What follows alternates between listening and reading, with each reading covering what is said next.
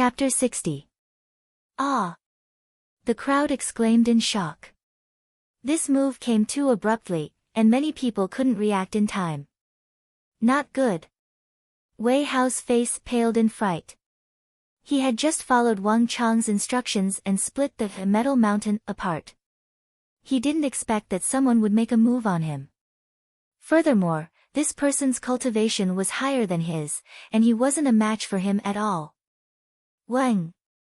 In the blink of an eye, Wei Hao did not have the time to think. He instinctively raised his sword high above his head. Clang! The broadsword was split into two, and the tip of the sword flew more than 10 zhang away. Impossible! I have been forging swords for 10 years, how can there be a sword that is tougher and sharper than mine in this world? The full-bearded brawny man stared at the broken sword in his hand, and his expression seemed to be agitated. Before he could finish his words, he spurted a mouthful of blood and fell to the ground. Wei Hao was taken aback. Only then did he realize that the full-bearded brawny man wasn't coming for him, but for the woozy steel sword in his hand. Ha ha ha! This is the sword forged by my brother, the #1 sword in the world. Who else wants to give it a try?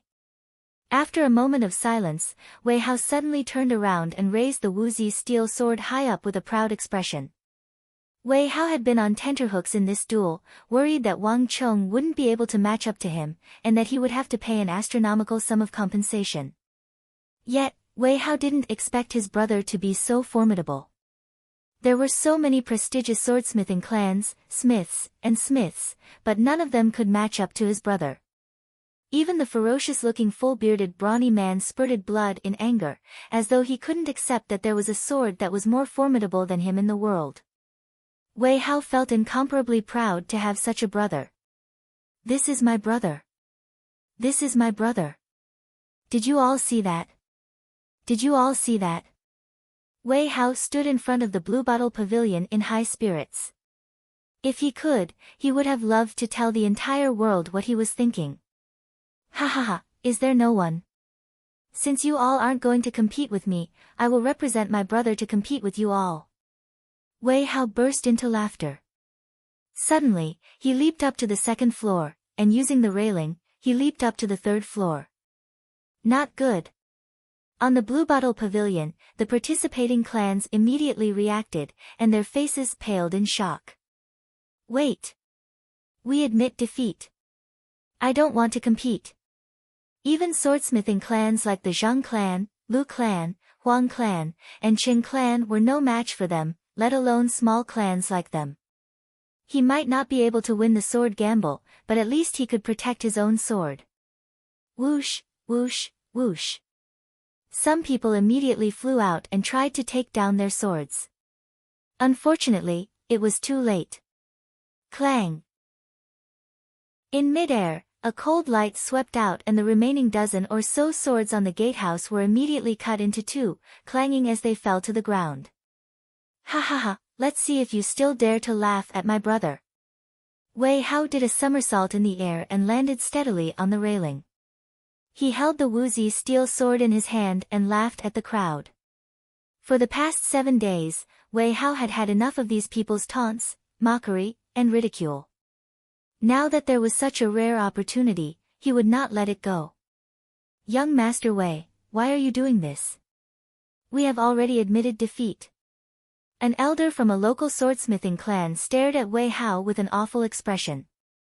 If it was anyone else, they would have already taught him a lesson. However, Wei Hao was the son of the Duke of Wei, and he had a high status. He wasn't someone they could casually touch. Why? Feeling sorry for my brother? Hee, you were one of the people who mocked my brother and said that he was still wet behind the ears, right? Wei Hao said bluntly. The elder's expression changed and he immediately shut his mouth. Ha, alright, Wei Hao, come down. Wang Chong smiled and waved his hand. Looking at the reactions of the crowd, it was clear that he had achieved his goal with this sword gamble. Peng, Wei Hao flipped over the railing and landed on the ground. The woozy steel sword in his hand glowed with a cold light. When the cold light was pointed at them, other than Wang Chong, the others quickly retreated as though they were avoiding a snake or a scorpion. Wang Chong's sword was incomparably sharp, and he could easily slice apart a metal mountain that was taller than a human with a single slash. If such a sword were to fall on him, he would probably be able to pierce several holes in his body. No matter how high their cultivation was, it was impossible for their bodies to be tougher than steel. Wang Chong sneered in disdain. Thinking back to the attitude of these people, it was truly a world of difference. Wang Chong. Wei Hao sheathed his sword and returned it to Wang Chong. His admiration for Wang Chong had reached its peak. In this sword gamble, Wang Chong had given him a huge surprise. Back then at the Eight Gods Pavilion, Wang Chong had guided him to defeat Gao Fei, thus earning Wei Hao's trust. In that case, Wei Hao really admired him from the bottom of his heart for the sword and saber gamble. Previously, Wang Chong owed 90,000 gold taels to the two Sindhi Buddhist monks and 1,700 gold taels at the Eight Gods Pavilion. Furthermore, for the sword gamble, Wang Chong had to bear the risk of paying hundreds of thousands of gold taels. Everything related to Wuzi's steel appeared in Wei Hao's mind at this moment. Wei Hao couldn't help but admit that this comrade who had grown up with him had a quality that he didn't possess. Once he identified a point, he displayed extraordinary insight, courage, and insight. Wei Hao was ashamed of his inferiority. Wang Chong would never know that it was at this moment that Wei Hao had built up his absolute trust in Wang Chong. Alright, everyone. The sword gamble has come to an end, so there shouldn't be any complete swords left. According to the rules, each of you will pay 1,200 gold taels. I believe that with your standing, you won't go back on your words, right? Wang Chong turned around and looked at the crowd behind him. This time, surprisingly, no one said a word. Everyone was stunned by the young man in front of them who was only in his teens. Or to be more precise, they were stunned by the Wuzi steel sword in his hands. Shopkeeper Luo, you know many people in the capital, so I'll leave this matter to you. I'll have to trouble you to collect all of the gambling winnings for me. Gongzi, don't worry, leave this matter to me. A voice filled with admiration sounded from the corner of the room. Wei Hao, let's go. Let's go celebrate today. Wang Chong smiled. Flinging his sleeves, he didn't leave through the passageway. Instead, he leaped down from the third floor of the Blue Bottle Pavilion. Hee, is the height of the third floor 6 meters or 9 meters? There must be some brothers who miscalculated. Carrot, behind him, Wei Hao chuckled and leaped down as well. Boom! Upon seeing Wang Chong leap down from the third floor, the crowd outside the Blue Bottle Pavilion erupted in cheers. Look, that person is coming down. Make way. Make way. I can't see him. What does it have to do with me? The number one swordsman in the world, the number one swordsman in the world. To think that it would be such a young man. I've really broadened my horizons. You can't judge a book by its cover. To think that a young man could defeat such a prestigious clan. If I hadn't witnessed it with my own eyes, I would have never believed it. Praises sounded from the crowd. It was a far cry from the sarcasm and ridicule from before. At this moment, the arrogant fool had become infinitely more mysterious in the eyes of the crowd. Hearing these praises, Wang Chong's mood improved. Without saying anything, he walked toward the carriage parked outside with Wei Hao. Wait a moment. On the Blue Bottle Pavilion, upon seeing that Wang Chong was about to leave, Zhao Fengchen immediately leaped down from the Blue Bottle Pavilion and chased after Wang Chong. Wang Gongzi. Your sword and saber, I want it. I'm willing to pay 20,000 gold taels. Zhao Fengchen raised 2 fingers and said resolutely. Boom. Hearing this voice, a commotion broke out among the crowd. 10,000 gold taels. There was actually someone who was willing to pay 10,000 gold taels to buy a sword. Furthermore, it wasn't 10,000 gold taels, but 20,000 gold taels. It was even higher than the final price that Wang Chong had set. But before the crowd could recover from their shock, another voice sounded from the Blue Bottle Pavilion, 25,000 gold taels. Wang Gongzi, I'm willing to pay 25,000 gold taels to buy your sword. 25,000 gold taels. These 5 words were like a huge boulder that smashed into the crowd, causing a huge ripple. Wei Hao staggered and nearly fell. At the same time, Wang Chong also stopped his footsteps, 25,000 gold taels. This was a price that was higher than Wang Chong's by 5,000 gold taels. Hearing this voice, Zhao Fengchen's face also changed. Turning around, he saw a bearded Western Regions merchant jumping down from the Blue Bottle Pavilion. This person was none other than the Karak Spazinu merchant, Mo Zaid. Wang Gongzi, allow me to express my respect to you. Your swordsmithing skills are superb, something that I have never seen before. If you can sell that sword to me, you will be my, Mo Zaid's, friend forever. Mo Zaid placed a hand on his chest and bowed sincerely. Insane, he must be insane. To spend 25,000 gold taels just to buy a sword. I won't be able to finish spending this sum of money even in 10 lifetimes. No matter how sharp that sword is, surely there's no need to spend so much money on it. The crowd gathered in the Blue Bottle Pavilion was dumbfounded by this price. Especially those weapon merchants, they couldn't believe their ears. They had been weapon merchants for their entire lives, but they never knew that the price of a sword could reach more than 10,000 gold taels. Furthermore, there were actually people who wanted to buy it.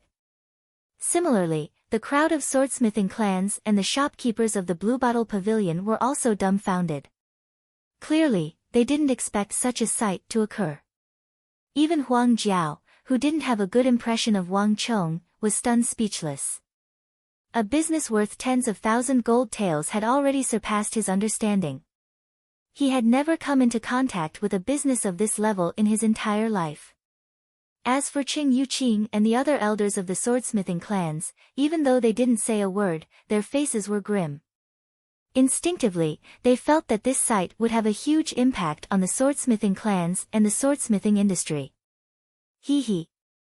Mo Zaid's body didn't move, but his eyes had already taken in the reactions of the crowd. To spend 25,000 gold taels to buy a sword, these people must have thought that he was insane. However, only Mo Zaid knew how rare of an opportunity he had come across. In his eyes, what he saw wasn't a sword, but a superior swordsmithing skill that surpassed this era. This kind of swordsmithing skill was something that could only be chanced upon, and it was something that couldn't be measured with money. When our Karak Spazinu obtains this skill, you will know how profitable of a deal this is. Mo Zaid thought to himself. 30,000 gold taels. Just as these thoughts flashed through Mo Zaid's mind, an earth-shattering voice sounded by his ear. Zhao Fengchen had raised the price to 30,000 gold taels. Chapter 61. 32,000 taels. Mo Zaid said. 35,000 taels. Zhao Fengchen said without any hesitation. 37,000 taels. Mo Zaid gritted his teeth. The wealth of the merchants of the western regions was well known in the Central Plains. However, 30,000 gold taels was still a huge sum to Mo Zaid. Mo Zaid couldn't understand why the fellow before him would spend so much money to compete with him for a sword. 40,000 taels. Zhao Fengchen replied resolutely, as though he wasn't talking about 40,000 gold taels, but just a number. The Zhao clan didn't lack money. No matter what, Zhao Fengchen couldn't lose his prestige before a merchant from the western regions. Furthermore, the position of an imperial army marshal wasn't something that could be measured with money. There was a limit to the number of marshals in the imperial army, and it wasn't every day that one would have such an opportunity. Furthermore, the moment one was promoted to the marshal of the imperial army, it was equivalent to opening the door to promotion. In the future, there would be more opportunities for one to come into contact with more cultivation techniques and resources, thus allowing one to rise to a higher position. These weren't things that an ordinary commander could compare up to. More importantly, no matter what, he couldn't lose to Huang Shaotian. 41,000 taels. Mo Zaid gritted his teeth. Clearly, he wasn't willing to do so. There's no need to compete. I won't sell it to you. Just when Zhao Fengchen was about to continue arguing, Wang Chong suddenly turned around and said something that left the both of them dumbfounded. The moment he said those words, the rowdy crowd suddenly fell silent. Everyone's gazes fell on Wang Chong. Why? Astonished, the both of them blurted out. 40,000 gold taels, such a high price was already 2 times that of Wang Chong's. Any ordinary person would probably be overjoyed by the news and would be dying to sell the sword as soon as possible. Yet, Wang Chong rejected the offer. Isn't the reason why you hung the sword in the Blue Bottle Pavilion so that you can sell it? Zhao Fengchen said. That's right. With such a high price, why would Wang Gongzi refuse to sell it? Isn't this reasonable for Gongzi? Mo Zaid also said. Wang Chong's words had really caught him off guard. Mo Zaid had thought of the possibility of encountering a strong competitor, but he never expected that the owner of the sword, Wang Chong, would actually refuse to sell it. I've already told you that you only have 7 days. You can't touch or look at him. Furthermore, he only had 2 hours a day, and he wouldn't miss it. Now, 7 days have passed, and the 2 hours of selling time has also passed. Wang Chong pointed to the Blue Bottle Pavilion.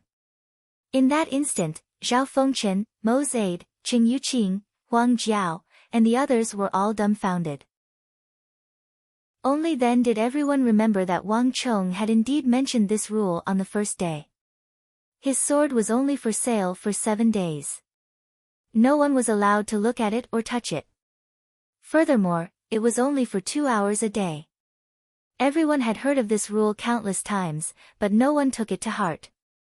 But no one expected that they would be rejected by Wang Chong because of this rule. Wei Hao, let's go. Ignoring Mo Zaid and Zhao Fengchen, Wang Chong beckoned Wei Hao and left. This time, Wei Hao didn't doubt Wang Chong's words. With a smile, he turned around and quickly followed behind Wang Chong. Wait a moment, rules can be changed. Wang Gongzi, I'm willing to pay a higher price. Mo Zaid called out from behind. Wang Chong smiled, as though he didn't hear Mo Zaid's words. In an instant, he covered a distance of several dozen zhang. With a flick of his sleeves, Wang Chong quickly dived into the carriage. Boom! Behind him, the crowd erupted into an uproar. Insane, he's really going insane. How can there be such a person in the world, refusing money that is offered to him? 40,000 gold taels. That's 40,000 gold taels. What in the world is that fellow thinking? Aren't swords meant to be sold? Since others are willing to buy it, why shouldn't he sell it? If you don't want it, give it to me. How regretful. If only I knew that this sword is worth so much money, I would have bought it on the first day. The crowd howled in agony, and they felt as though they were going insane.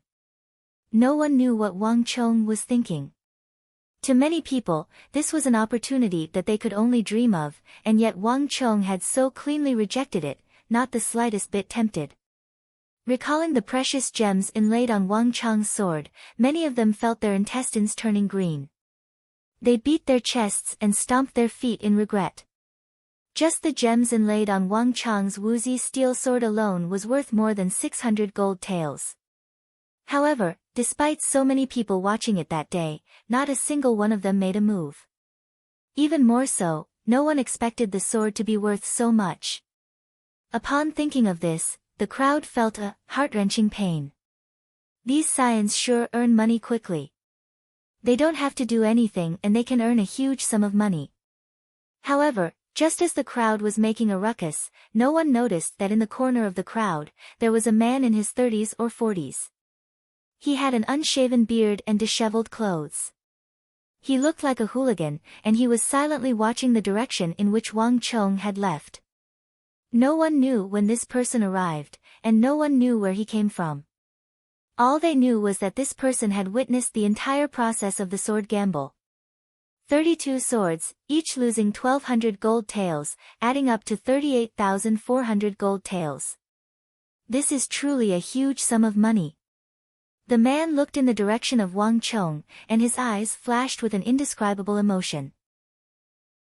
In this era where mathematics wasn't advanced, most people had to use their fingers to calculate from 1 to 10.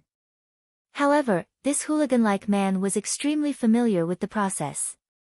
Without even thinking, he easily calculated the profit that Wang Chong had earned from the gamble. Chuckling, the man suddenly leaned against the wall and shakily stood up. Then, he walked in the direction of Wang Chong. The carriage didn't move. Shen Hai and Meng Long were outside instructing the men from the Blue Bottle Pavilion to move boxes after boxes of gold into the carriage. On the other hand, Wang Chong and Wei Hao were waiting silently in the carriage. Several 10,000 gold taels wasn't a small sum. However, with the men from the Duke of Wei residence guarding them, they weren't afraid of anyone causing trouble.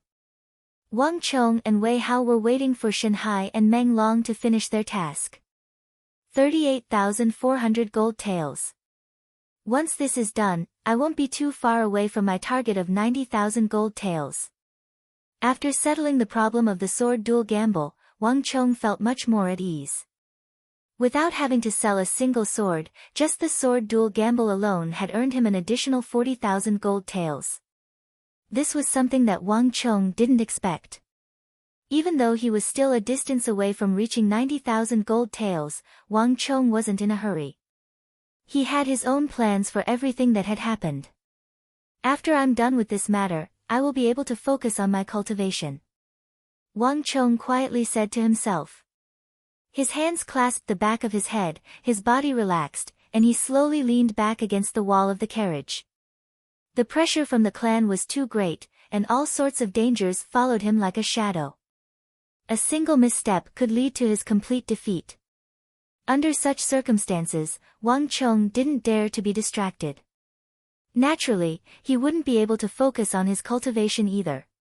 However, now that he had resolved his clan's crisis and obtained the Hyderabad ores, Wang Chong had laid down the most stable foundation for his future. With this, Wang Chong could finally be free of worries. Wang Chong, why didn't you announce your identity at the Blue Bottle Pavilion? If you had done so, you would have been able to save yourself some trouble. In the carriage, Wei Hao suddenly spoke. Even now, he still couldn't understand this matter. If those fellows knew that Wang Chong was a descendant of the Wang clan, their attitude would definitely be different. There's no need for that. Wang Chong smiled. I can settle such trivial matters myself. If I were to rely on my clan for everything, wouldn't I be lacking in ambition? Wei Hao was taken aback. He didn't expect this. What about Zhao Fengchen? It's 40,000 gold taels, it's a pity that I missed such a good opportunity. Wei Hao said with a pained expression. Even though he believed in Wang Chong's decision, he couldn't help but feel that it was a pity that he had missed out on 40,000 gold taels just like that. Hearing Wei Hao's words, the smile on Wang Chong's face widened. Don't worry, I won't be able to escape. Wang Chong said. There were some things that Wang Chong didn't go into detail about. Wei Hao didn't know that the reason why Wang Chong set up the rule of not looking at or touching the swords was because he had no intention of selling them at all. The crux of hunger marketing was to not satisfy the buyer's appetite easily. If Wang Chong had agreed to Zhao Fengchen's request, he would have gotten the 40,000 gold taels. However, he wouldn't be able to sell the other Wuzi steel swords at such a price. This was something that Wang Chong couldn't do. As for Zhao Fengchen, Wang Chong wasn't worried about him at all. Given the deep affinity between him and the Wuzi steel swords, it was impossible for him to run away. However, these weren't things of this era, so it wasn't appropriate for Wang Chong to tell Wei Hao about it. Shen Hai and Meng Long were extremely efficient. In just a short moment, the 38,400 gold taels had been moved. Half of it was moved to Wang Chong's carriage while the other half was moved to Wei Hao's carriage. The experts of the Wei residence followed behind the carriage. Gongzi, it's done. Shen Hai and Meng Long pulled open the curtains and entered the carriage. Wang Chong nodded his head. With a wave of his hand, the carriage started moving from the Bluebottle Pavilion and slowly moved forward. Ah! What are you doing? Do you even know how to walk? Are you blind? The carriage made a turn, and after traveling for a dozen meters, a commotion suddenly occurred in front of them. Following which, coachman's berating voice sounded. It seemed as though someone had charged under the carriage. Before Wang Chong and Wei Hao could react, "Gotcha," the door of the carriage was forcefully opened from the outside. A dirty hand reached in and Wang Chong and Wei Hao saw a disheveled, mischievous head. "Gongzi, please lend me some money. Don't worry, I will write a contract and return it to you in the future." Chapter 62. Scram. Wei Hao flew into a rage. He didn't have a good impression of these thugs who bullied the weak and feared the strong. What written contract? Actually, it was just a trick used by hooligans to take things for free. Wei Hao didn't expect these thugs to be so daring to stop his and Wang Chong's carriage to demand money. "Hurry up and leave. If you offend the young master, don't blame us for getting nasty." Shen Hai and Meng Long stood up as well. The two of them were loyal to the young master, and the fact that their young master's carriage was stopped by a thug disguised as a young master made them furious. They would never be lenient to these local ruffians who did not do their proper work and bullied the good all day long. Seeing Shen Hai and Meng Long's rage, as though they were about to beat someone up, the thug's expression froze, as though he was afraid. However, he soon sneered and glanced at the two of them with a haughty expression, seemingly disdainful of them. However, his disdain soon disappeared. Turning around, he turned to the easygoing Wang Chong and chuckled, "Hee, this Gongzi over here is a talented man who will surely become a pillar of the country in the future. Why don't you lend me some money? Don't worry, I'll return it to you." Audacious. Shen Hai and Meng Long's faces turned cold. Their dantian exploded and a powerful aura burst forth from their bodies. Stretching out their hands, they grabbed the hands of the thug and with a flick of their wrists, they prepared to throw him out. Shen Hai and Meng Long were experts in the military. Even though they were injured on the battlefield and had no choice but to retire to the Wang family, their fighting prowess wasn't something an ordinary person could match up to.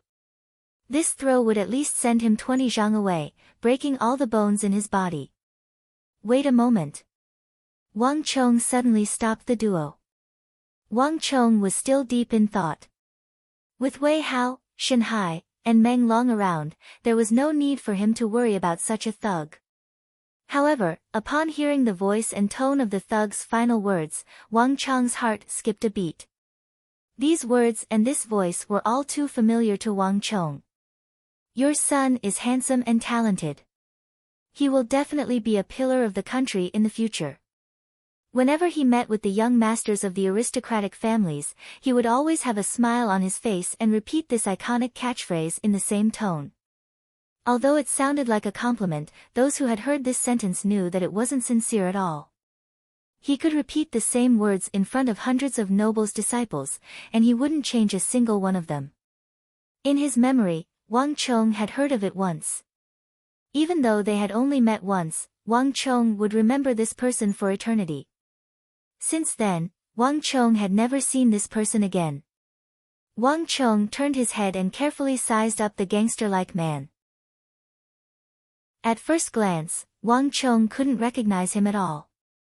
His messy appearance wasn't something that Wang Chong had any impression of. But at second glance, beneath the messy hair, the iconic thin lips, and the faint mole beneath them, Wang Chong's heart skipped a beat. He finally recognized him. It's really him. Looking at the gangster-like man before him, Wang Chong's heart was in turmoil. Wang Chong didn't expect that he would meet the person in his memory here under such circumstances. Compared to the high-spirited and ambitious man in Zhang Xian's memory, the man before him was in a far cry from his destitute appearance. "Wang Chong, what's wrong?" Wei Hao asked in astonishment. Wang Chong had been sitting there in a daze, not saying a word. No one knew what he was thinking about. In his opinion, there was no need for him to bother with these scum. He could just toss them out. He had no idea why Wang Chong called Shanhai and Meng Long to stop them. Wang Chong waved his hands and didn't say anything. Shanhai, Meng Long, let him go, Wang Chong said. Even though the duo was perplexed, they still followed Wang Chong's instructions and let go of the man. How much do you want to borrow? Wang Chong looked at the gangster-like man and asked. Even though he was different from what he remembered, he had yet to achieve his ambitions. Coming to the capital alone, he was unfamiliar with the place and people, and this was the most desolate period of his life. Honestly speaking, Wang Chong didn't have a good impression of this fellow.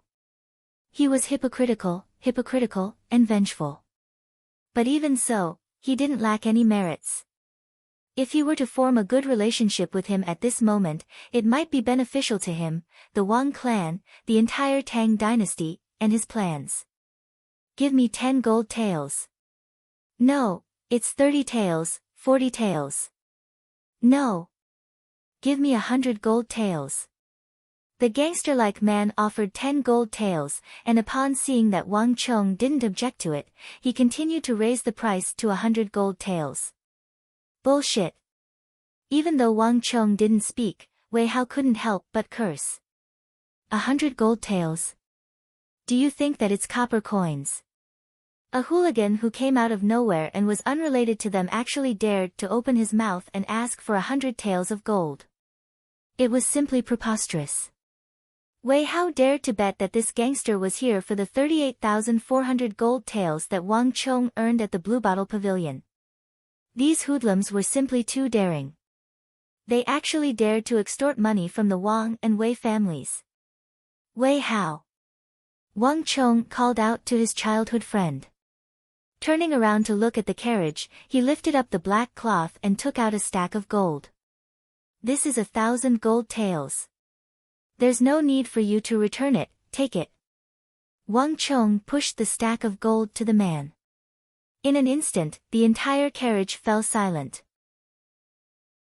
Wei Hao, Shanhai, Meng Long, and even the coachman of the Wang clan fell silent as they stared at Wang Chong in shock. No one expected that Wang Chong would give 1,000 gold taels to a random gangster by the side of the road so casually. For me. Even the gangster-like man widened his eyes in shock. He couldn't believe that Wang Chong would really give it to him, and it was even more than what he had said.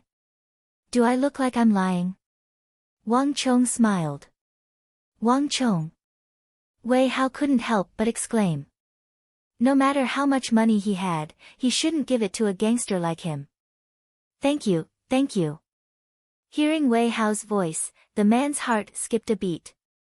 He hurriedly stretched out his sleeves to hug the gold taels. To think that there would be such a fool in the world to give him 1,000 gold taels so casually. This was a trap that fell from the heavens. If you don't want to lose miserably, I have a small suggestion. There's an inconspicuous mechanism beneath table number 2 in the Golden Lion Denver. As long as you sneak over and break it with your feet, the men from the Golden Lion Den won't be able to tamper with the dice. Just as the man was hugging the gold taels, Wang Chong suddenly said with a smile. Hua! The sound of sweeping gold abruptly came to a halt. The gangster-like man abruptly lifted his head and his mouth was agape. He looked as though he had seen a ghost. How did you know? From the start to the end, he had never mentioned that he liked gambling, nor did he mention that he frequented the Golden Lion Denver. Even if he was beaten to death, he couldn't understand how this teenager knew that he often went to the gambling house. Furthermore, the Golden Lion Den had a good reputation, and it was precisely because of this that he frequented it. Yet, this young man said that the Golden Lion Den cheated. He didn't think that he was a fool. After playing in the Golden Lion Den for so long, he hadn't found any opportunity at all. Furthermore, such a secretive matter was something that even the old gamblers of the Golden Lion Den didn't know of. How could a teenager like him know of it? What are you talking about? There's nothing in the capital that our young master doesn't know of. Shanhai and Meng Long immediately bellowed. Even though the gangster-like man looked as though he had seen a ghost, Shanhai and Meng Long didn't find it strange at all. There wasn't much that their young master didn't know of in the capital. After all, their young master used to be one of them. Shanghai, Meng Long, forget it. Wang Chong smiled and waved his hands to stop the duo. The matter regarding the Golden Lion Den wouldn't be a problem in the future. When the world comes to an end, many secrets would no longer be secrets.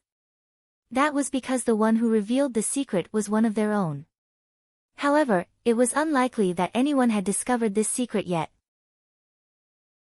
There seems to be only one gambling den in the vicinity of the Bluebottle Pavilion.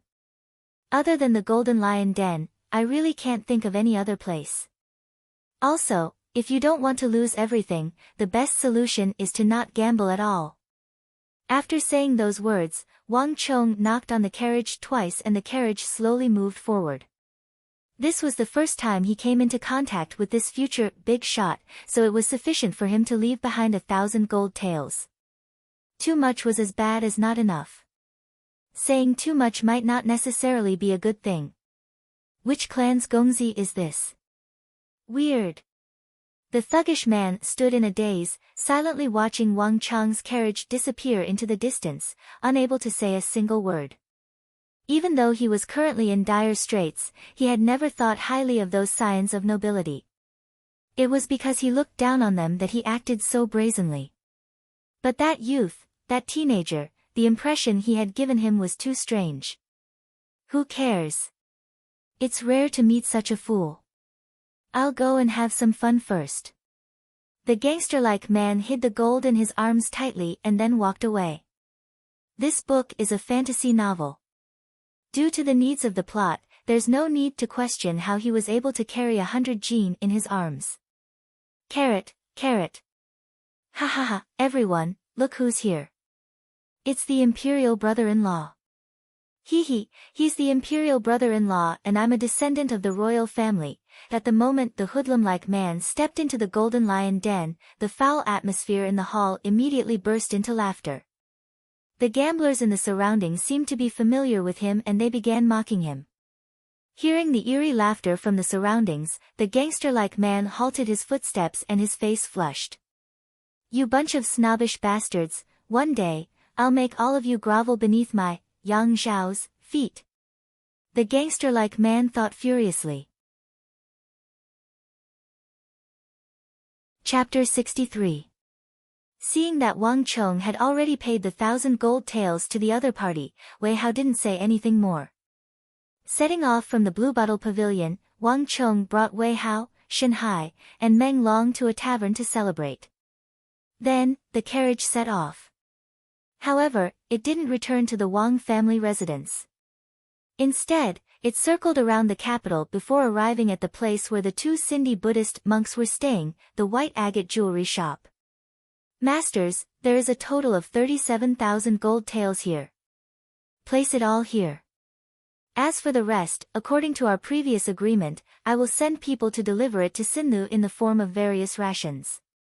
What do you think? Wang Chong found Ablanadin and Arloja and poured the 37,000 gold taels into their room. The dazzling pile of gold in the room was extremely eye-catching. Sure. Sure. The two Sindhi monks were overjoyed. On the final day, when Wang Chong held the sword duel gamble at the Bluebottle Pavilion, they sneaked over as well. However, they hid amongst the crowd and didn't appear. To be able to forge an ordinary piece of Hyderabad ore into a sword by Wang Chong, it could be sold for several thousand, even 30 to 40,000 gold taels. Furthermore, in the end, Wang Chong wasn't even willing to sell it. To the two of them, this was an inconceivable matter. It was truly an eye-opener for the two of them. They were completely convinced by Wang Chong's capability. In fact, just a moment ago, they even wrote a letter to the Sindhi High Priest, strongly recommending Wang Chong to cooperate with them. Right now, even if Wang Chong wasn't able to fork out 90,000 gold taels, the two of them were willing to cooperate with him. With such a talent, they would be able to raise the price of Hyderabad ore to the maximum. He was the best candidate for Sinlu to cooperate with. Even the Abbasid Caliphate and Karak Spazinu couldn't compare to him. Seeing the duo agree to his proposal, Wang Chong chuckled. Everything was going according to his plan. As long as he obtained the approval of the two Sindhi monks, he would have much more time to spare. Moreover, if Sindhu wanted to exchange tens of thousands of taels of gold for rations and transport them to Sindhu to resolve the song problem, this would be a massive project that would take a lot of time and effort. After settling this matter, the next step was the most important goal of this trip. Masters, I don't need the 300 June of Hyderabad's ores for the time being, so I'll leave it in your care for now. In addition, I don't have enough manpower here. In the future, the Hyderabad ores will definitely attract many covetous eyes. I don't know if the two of you can stay and help me when we reach an agreement in the future. Wang Chong said sincerely. Covet? Wang Chong's words seemed to have touched the taboo in the hearts of the two Sindhi Buddhist monks. Arloja's body jolted, and his dark and skinny body suddenly exuded a powerful aura. Even Shanhai and Meng Long couldn't help but retreat in shock. I would like to see just who dares to covet our Hyderabad ores. Gongzi, rest assured, leave the Hyderabad ores with us. We will guarantee your safety. The two of them spoke decisively. The Hyderabad ores concerned the tens of millions of Sindhu's population. Everyone hoped to use the Hyderabad ores to exchange for rations to resolve the Song of Sindhu. As such, the monks dispatched for this mission were all the most elite experts of Sindhu. If the two of them didn't possess extraordinary capabilities, how could they dare to bring along 90,000 gold taels worth of ores to the entire world to promote their business? The situation that Wang Chong spoke of happened to be a taboo for the two of them. The two of them would never allow such a situation to occur. These two monks have such high cultivation bases. Looking at the aura that the two of them exuded, Wang Chong was astonished. Even though he had heard that most of the Sindhi Buddhist monks possessed extraordinary cultivation, he didn't expect the cultivation of these two to be so high. From the looks of it, even Shanhai and Meng Long weren't a match for them. However, this was even better. Not only would he obtain the Hyderabad ores, he would also gain the help of two top-notch experts. To him, this couldn't be any better. Masters, I'll be thanking you then. I'll leave this place to you. Wang Chong bowed before leaving the white agate jewelry shop with Wei Hao, who was looking at the floor littered with gold with a look of pity. The sword duel gamble at the Bluebottle Pavilion had already ended. However, to many people, the storm caused by this matter wasn't over yet. Just as Wang Chong was returning to the Wang family residence, in the residence of the Qing clan, a group of people were gathered around a metal mountain that was as tall as a human. The metal mountain was none other than the metal mountain that Wang Chong had split into two at the entrance of the Bluebottle Pavilion. Wang Chong felt that it was too heavy to carry around, so he tossed it aside as though it was trash. However, to those who had witnessed the astounding slash of the Wuzi steel sword that day, this metal mountain was a priceless treasure. Thus, after Wang Chong left, the Qing clan immediately took a portion of it while the other half was taken away by someone else. Did you see it clearly? A huge crowd gathered around the metal mountain. Not only were there the elders of the Qing clan, the young and the senior swordsmiths, even the clan head of the Qing clan, Qing Hong, was alarmed. So many famous swordsmiths, as well as the renowned swordsmiths from the West, had participated in the duel. Yet, an unassuming young man won the duel. The sharpness of that sword was too astounding. Even the Qing clan, which had several centuries of history as a swordsmithing clan, didn't dare to claim that they could sever so many famous swords with a single slash. However, the most shocking and unacceptable thing to the Qing family was that Iron Mountain. It was still acceptable for the Qing clan to sever so many famous swords. Given the Qing clan's capability, as long as they worked hard, it wasn't impossible for them to catch up to the other party's footsteps. However, it was different to sever a metal mountain that was as tall as a human. That represented another kind of pinnacle, an insurmountable pinnacle. In this era, there wasn't a single person or clan that could achieve such a feat. This included the Qing clan, Zhang clan, Lu clan, and Huang clan. It represented a swordsmithing technique that surpassed this era.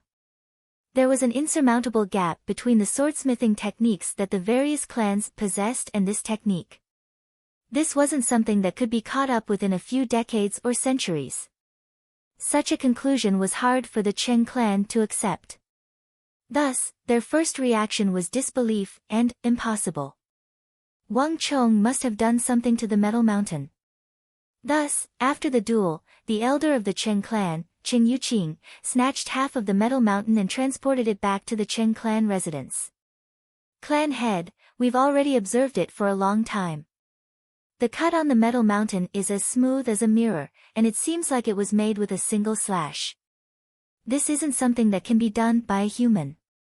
A skinny elder of the Qing clan with a grizzled beard said with reddened eyes. He had been staring at this place for a long time, carefully observing every inch of it, but in the end, he still couldn't find a single flaw. As an old swordsmithing master who had dabbled in swords for decades, he was able to discern the patterns on metals as though they were in the palm of his hand. He was almost certain that no one had done anything to the Metal Mountain. Not only so, I've also observed it carefully. There isn't any difference between the cut at the bottom of the Metal Mountain and the top, and there aren't any signs of it weakening. In other words, if the Metal Mountain was tall enough, it could have continued cutting downwards. Another elder of the Qing clan said. His back was slightly hunched, and his coarse face was filled with wrinkles. As the oldest elder of the Qing clan, his words held absolute authority in this aspect. SSS. Gasps sounded in the surroundings. There were many important tasks in the clan, so most of them didn't attend the sword duel gamble, and they didn't witness the slash with their own eyes. Even so, just this half of the Metal Mountain was enough to shock them. To these young and old swordsmiths who had dabbled in swords for their entire lives, it was hard for them to imagine what kind of sword could be so sharp. Recalling the rumors about how the sword remained unscathed despite doing so much, to the point where there wasn't even a scratch on its body, it was even more inconceivable. To many swordsmiths who had dabbled in swords for their entire lives, it was truly incomprehensible to them. The courtyard was completely silent. After the two elders expressed their opinions, all the elites of the Qing family in the capital fell into silence. On the other hand, Qing Yuqing and clan head Qing Hong's complexions were incomparably awful. The Qing clan's ambition was to surpass the other clans and become the most formidable swordsmithing clan in the Central Plains.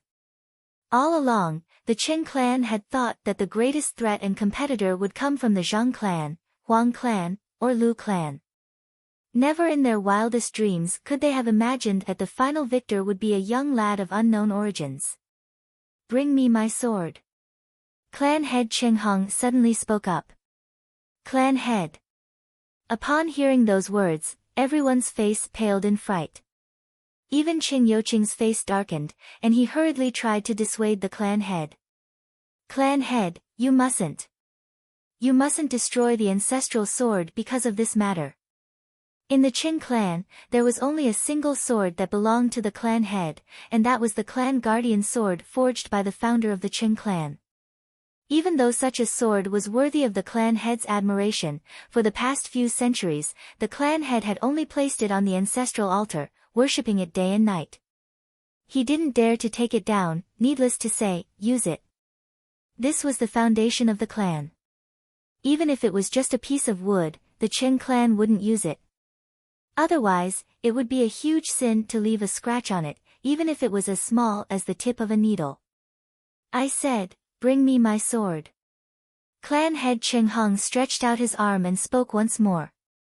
This time, his tone was completely different from before. Clearly, this wasn't a discussion but an order from the clan head. In the clan, no one dared to defy the orders of the clan head. In next to no time, a Qing clan disciple walked out with an ancient sword that was a meter long, simple in design, and emitted a strong smell of incense. Upon seeing this ancient sword, all of the Qing clan members lowered their heads in reverence and reverence. Clang! As the sword was unsheathed, a chilling aura gushed into the sky like a serpent, and the temperature in the courtyard plummeted. The chilling sword qi spread out like a tsunami, forcing everyone to retreat. The Qing clan guardian sword, Ice Abyss, was forged by the founder of the Qing clan. It was incomparably sharp, and it was the #1 sword of the Qing clan. Clang! Chapter 64. Wherever the Ice Abyss passed, the human-sized metal mountain would be sliced apart like mud. However, halfway through, an ear-piercing sound could be heard, and the Ice Abyss was unable to continue any further. Everyone's face changed. The head of the Qing clan, Qing Hong, felt his heart trembling. With a flick of his wrist, he hurriedly pulled out the Ice Abyss.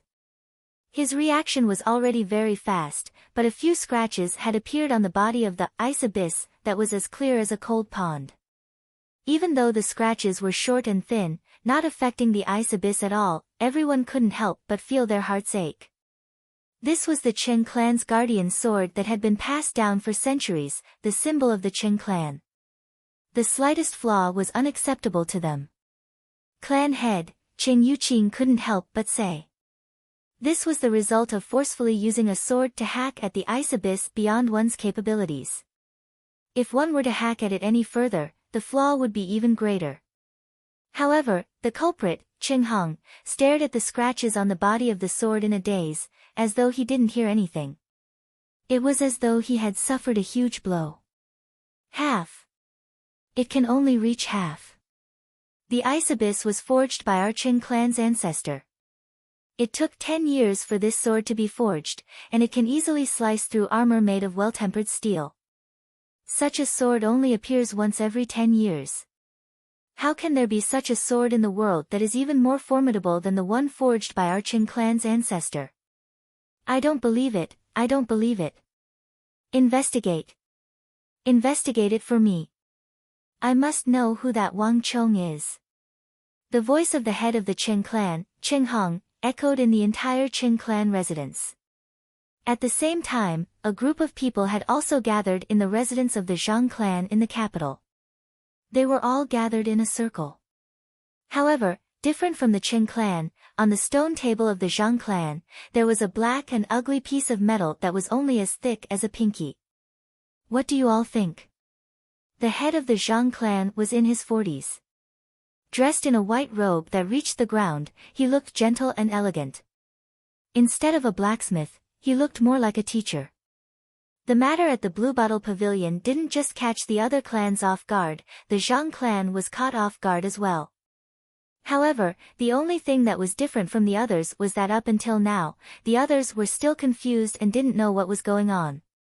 However, the Zhang family in the capital was different. They were well aware of Wang Chang's identity from the very beginning. They even knew that Wang Chang's sword was made from Hyderabad ore. It's really hard to believe that a sword forged from this kind of ore could be so sharp. It seems that 300 taels of gold per June isn't expensive at all. But, I'm a little curious. How did the young master of the Wang clan know about such a secret? He looked like he was only 15 years old and didn't look like he had a lot of experience. Furthermore, those two Sindhi Buddhist monks are extremely stingy. They won't easily let others touch their ores. Even our Zhang clan only gave them such a small piece. Even our Zhang family couldn't see through it, so how could a child like him know? The grand elder of the Zhang clan, Zhang Qiming, said as he stroked his snow-white beard. The room fell silent. Even Zhang Tsong and Zhang Jian were unable to answer this question. Just like everyone else, the two of them were shocked by the outcome at the Blue Bottle Pavilion. Actually, even until now, I still find it hard to believe that the Hyderabad ore could be so sharp. Zhang Jian said honestly. On the matter of Wang Chong, Zhang Jian had to admit that there was something uncontrollable about this child of the Wang clan. Zhang Jian couldn't put his finger on it, but every time he saw him, he was unable to treat him as a child. Actually, it isn't too difficult to verify this point. The head of the Zhang clan turned to look at the small piece of Hyderabad ore on the table. Don't we have something ready-made here? Even though this little bit isn't enough to forge a sword, it should be enough to forge a small dagger. We just have to give it a try and we'll know. Everyone nodded their heads. It wasn't an easy task to forge a small dagger with this little bit of material and display one's highest level of craftsmanship.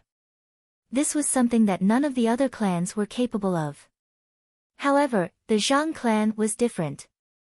As the head of the swordsmithing industry, this was also the reason why the Zhang clan was superior to the other clans. Grand Elder, I'll leave this to you. I want to see the finished product before daybreak. The head of the Zhang clan said. The latter agreed without any hesitation. Grabbing the small bit of Hyderabad metal on the table, he stood up and walked into the room, as though he had just agreed to a trivial matter. The fire in the furnace burned from dusk to daybreak. After an entire night, a new dagger of around 4 cun in length and the thickness of a pinky finger appeared before everyone, placed on the stone table. But upon seeing this dagger, Zhang Jian, Zhang Tsong, and all of the Zhang clan disciples who had seen the Wuzi steel sword at the Blue Bottle Pavilion were astonished. Grand Elder, are you certain that this is a weapon forged using the materials from Hyderabad? Zhang Jian looked at the pitch-black dagger on the table doubtfully. They had seen Wang Chang's Wuzi steel sword before, and there was a wondrous pattern on the body of the sword, reminiscent of flowing water. This was something that other swords didn't have. However, the dagger forged by the Grand Elder didn't have the slightest bit of pattern on it. I don't know if the Hyderabad or you speak of is the same. But this is indeed forged using the materials provided by the clan, and it's the best weapon that I can forge. I have used all of the swordsmithing skills of our Zhang clan on this. The Grand Elder of the Zhang clan said. His voice was fatigued, and it seemed like he had spent a lot of time forging the sword last night. Zhang Tsong and Zhang Jian stared at one another, speechless. The difference between this and the sword that Wang Chong had forged was simply too great. It was impossible to tell that they were the same type of sword. There's no need to argue.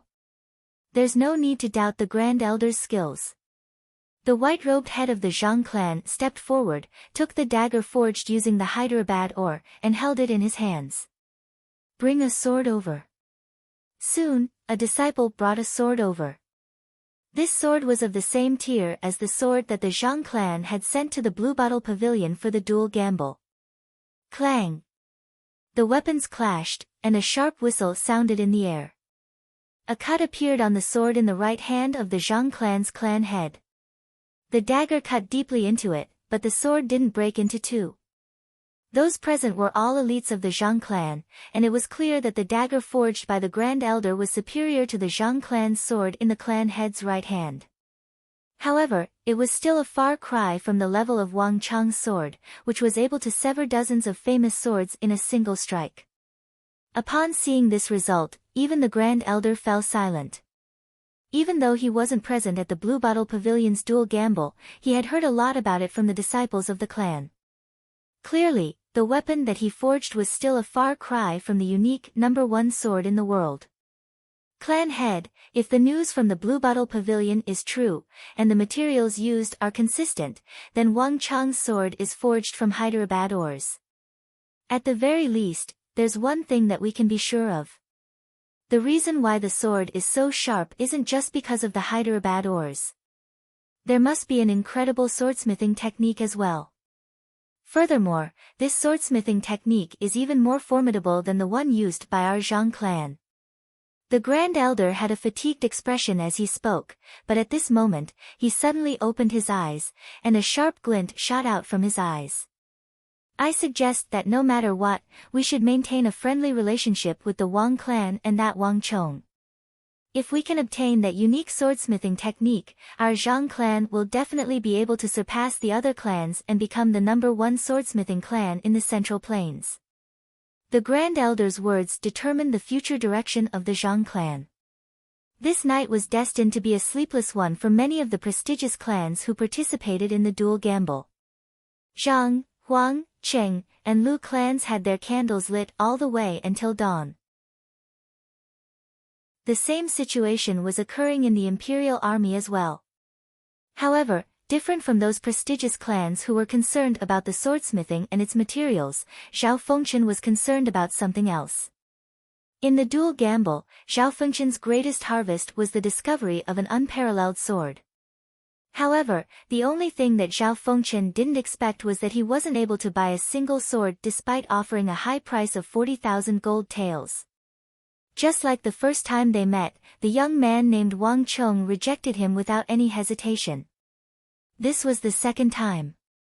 Given Zhao Fengchen's identity as an imperial army commander, it was a huge humiliation for him to be rejected in such a manner. If it was in the past, Zhao Fengchen would have ignored him. However, whenever he thought of how Wang Chong's Wuzi steel sword was able to slice apart more than a dozen top-notch swords and sabers, as well as a steel mountain taller than a human, Zhao Fengchen couldn't help but find it hard to swallow his food and sleep. Zhao Fengchen was a true warrior. As a warrior, he understood the importance of an outstanding weapon to a true warrior. This was something that couldn't be measured with money. The sword that Wang Chong forged was completely different from all the other swords that Zhao Fengchen had seen before. For some reason, upon seeing the true appearance of the sword, Zhao Fengchen suddenly had a feeling that this was his sword. This was the sword that he had been searching for, the sword that he had been searching for all this while. Even without the conflict with Huang Xiaotian, Zhao Fengchen still wished to obtain that sword.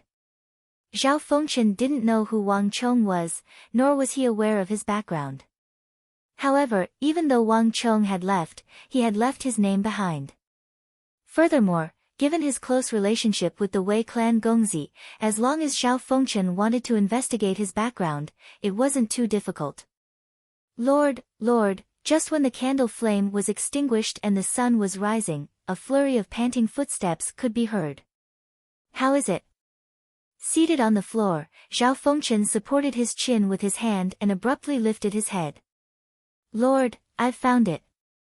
That lad's name is Wang Chong, Duke Zhou's grandson. The bearded subordinate of the imperial army shouted. What?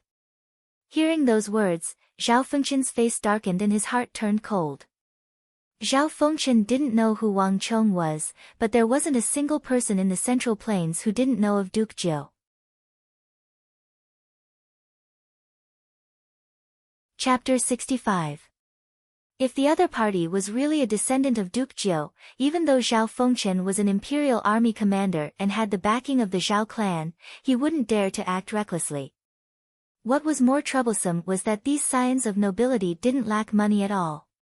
Furthermore, they were extremely willful and couldn't be judged by common sense. It was possible for the scions of nobility to reject a bid of 40,000 gold taels just like what happened in the day. Zhao Fengchen wasn't confident that the other party would sell the sword to him.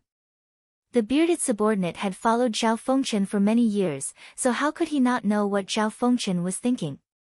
In fact, the news that he had found was even more serious than what Zhao Fengchen knew. That person was a famous profligate scion in the capital. Not only was he willful, he was also rebellious and liked to go against his family. There was a high chance that such a person would reject Lord Zhao's request. Lord, this isn't good. Even though Duke Zhou is famous, we can't act recklessly. However, this matter isn't completely hopeless.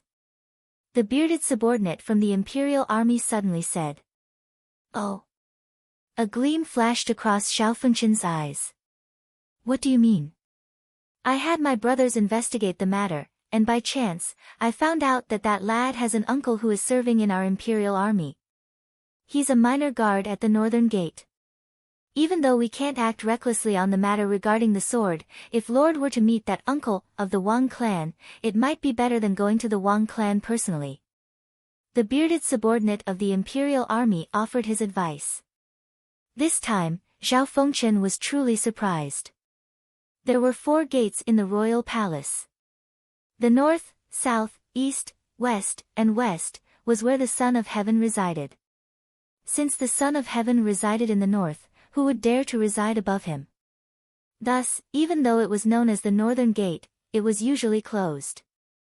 The minor guard there was actually the lowest position in the imperial army, as well as the most insignificant one.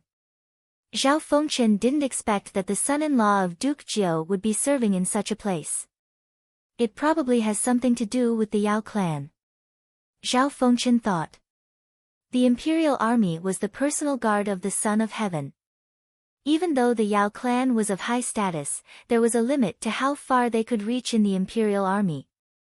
Zhao Fengqian guessed that given the Wang clan's old master's style, there was a high chance that the capability of that uncle of his was limited. However, this had nothing to do with him. As these thoughts flashed across Zhao Fengqian's mind, an idea formed in his mind. Pushing away the teacup before him, Zhao Fengqian stood up and walked out. Walala. While Zhao Fengqian was leaving the room, countless pigeons were flapping their wings in the dark night, flying out of the capital in every direction. Investigate. Investigate.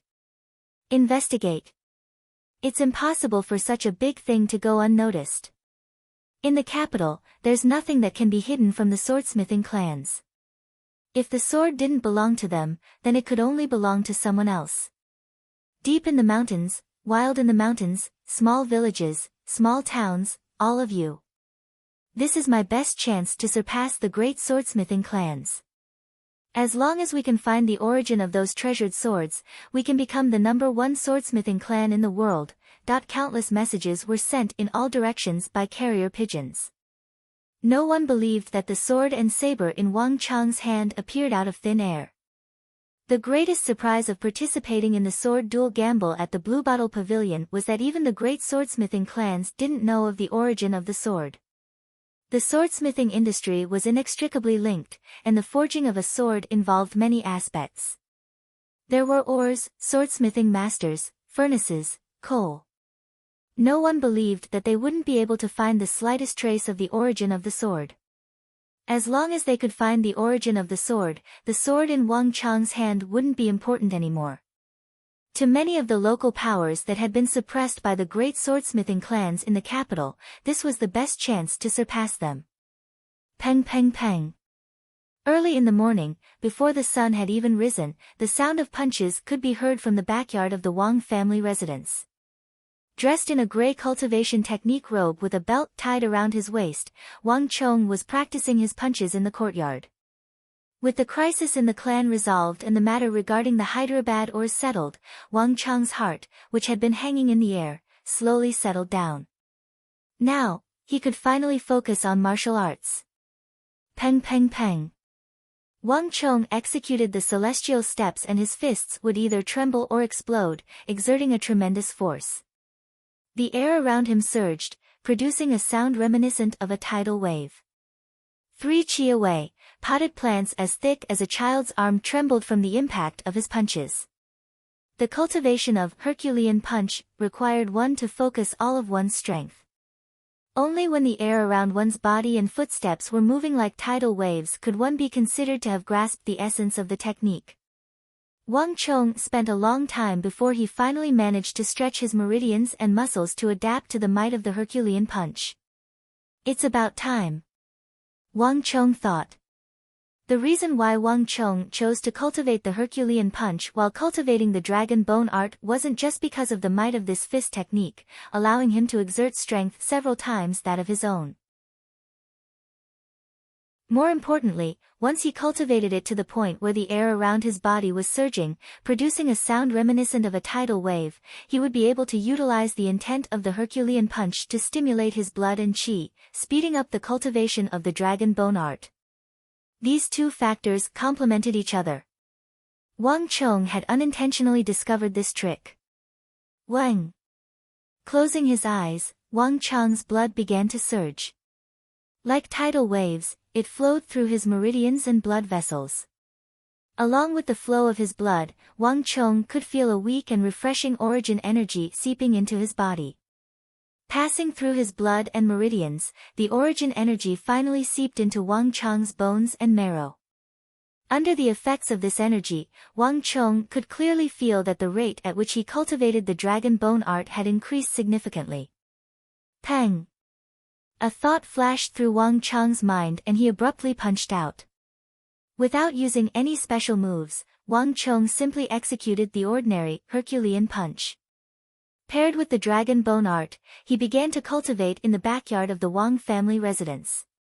Time slowly passed, and with no one to disturb him, Wang Chong quickly entered a trance-like state. After an unknown period of time, Wang Chong exhaled deeply. Beads of sweat rolled down his body and even his clothes were drenched. In this cultivation, Wang Chong could feel that his strength had grown significantly. My conjecture is correct. Using the Herculean punch together with the dragon bone art can indeed speed up the cultivation of the dragon bone art. Wang Chong thought. This cultivation was clearly much faster than usual. It was equivalent to 2 days' worth of cultivation. This was the effect of the Herculean punch. However, the cultivation of the Herculean punch was extremely taxing on one's stamina. From last night till now, Wang Chong felt that it was about time. I should return to my room to wash my face first. Mother and little sister should be awake by now. Exhaling deeply, Wang Chong retracted his cultivation. Picking up a towel hanging on a nearby tree branch, he wiped the sweat off his face and walked back to his room. When he passed by a fake mountain, Wang Chong suddenly thought of something and threw a punch. Boom! Wang Chong's heavy punch struck the fake mountain, and with a loud boom, the fake mountain shattered into countless pieces. Not bad. To be able to shatter a mountain with a single punch, the might of this punch is already sufficient to deal with an origin energy tier 6 or tier 7 expert. Wang Chong smiled and nodded his head in satisfaction. This was the effect. Given his current cultivation realm, it was impossible for him to split open a fake mountain like this. However, through the might of the Herculean punch, he was able to create a might comparable to an origin energy tier 6 or tier 7 expert. The time I have spent cultivating is still too short. I should be able to reach even higher realms in the future. Wang Chong chuckled in his heart. Everything about the Herculean punch was good, but when it wasn't strong enough, it would still hurt badly. Wang Chong flung his sore palms and quickly returned to his room. The matter at the Blue Bottle Pavilion hadn't erupted yet. At the very least, it was still calm on the surface. Thus, despite the huge commotion yesterday, the Wang family residence was still peaceful. Wang Chong hurriedly washed up, ate his breakfast, and left the residence alone. Next, it's time to carry out that matter. A thought flashed across Wang Chong's mind as he stood on the streets. In his previous life, the Tang dynasty had countless brilliant marshals and great generals. However, these people were like shooting stars, falling one after another in that huge upheaval, disappearing into the darkness of history. And of all these generals, there was one that left Wang Chong the most regretful. His name was So Young-sun. In this world, there were many things that were different from Wang Chong's memories, and So Young-sun was one of them. He was an elder of 3 dynasties, an important official, and one of the legendary marshals under Wang Chong of the Tang dynasty. 50 years ago, this name was like the sun in the sky, and he wielded unparalleled influence in the military. But now, his name had almost been forgotten by the people. In the Tang dynasty, many people thought that he had died a long time ago. This was because he was much older than Wang Chong's grandfather. By the time Wang Chong's grandfather and the old master of the Yao clan ascended to power, he had already retired. And now, even Wang Chong's grandfather was addressed as Duke Jiu. From this, one could imagine how old that person was. The reason why Wang Chong remembered him was because several years later, when the upheaval arrived and thousands of foreign cavalry swarmed into the capital, he was the one who single-handedly stopped the foreign cavalry, buying time for the civilians in the capital to evacuate. However, it was a pity that he had overexerted his potential and died in the capital. Buried together with him was the unparalleled martial art that was reputed to be the most lethal in the Tang dynasty. Wang Chong could still remember what one of those dying seniors had said to him when he was in danger and accepted the imparting of energy to him of the few surviving seniors. Although you have obtained our lifetime's martial arts, it's a pity that So Young-sun's unique skill has become extinct. If the old man wasn't so stubborn, perhaps everything would be different. But now, you can only rely on yourself. Chapter 66.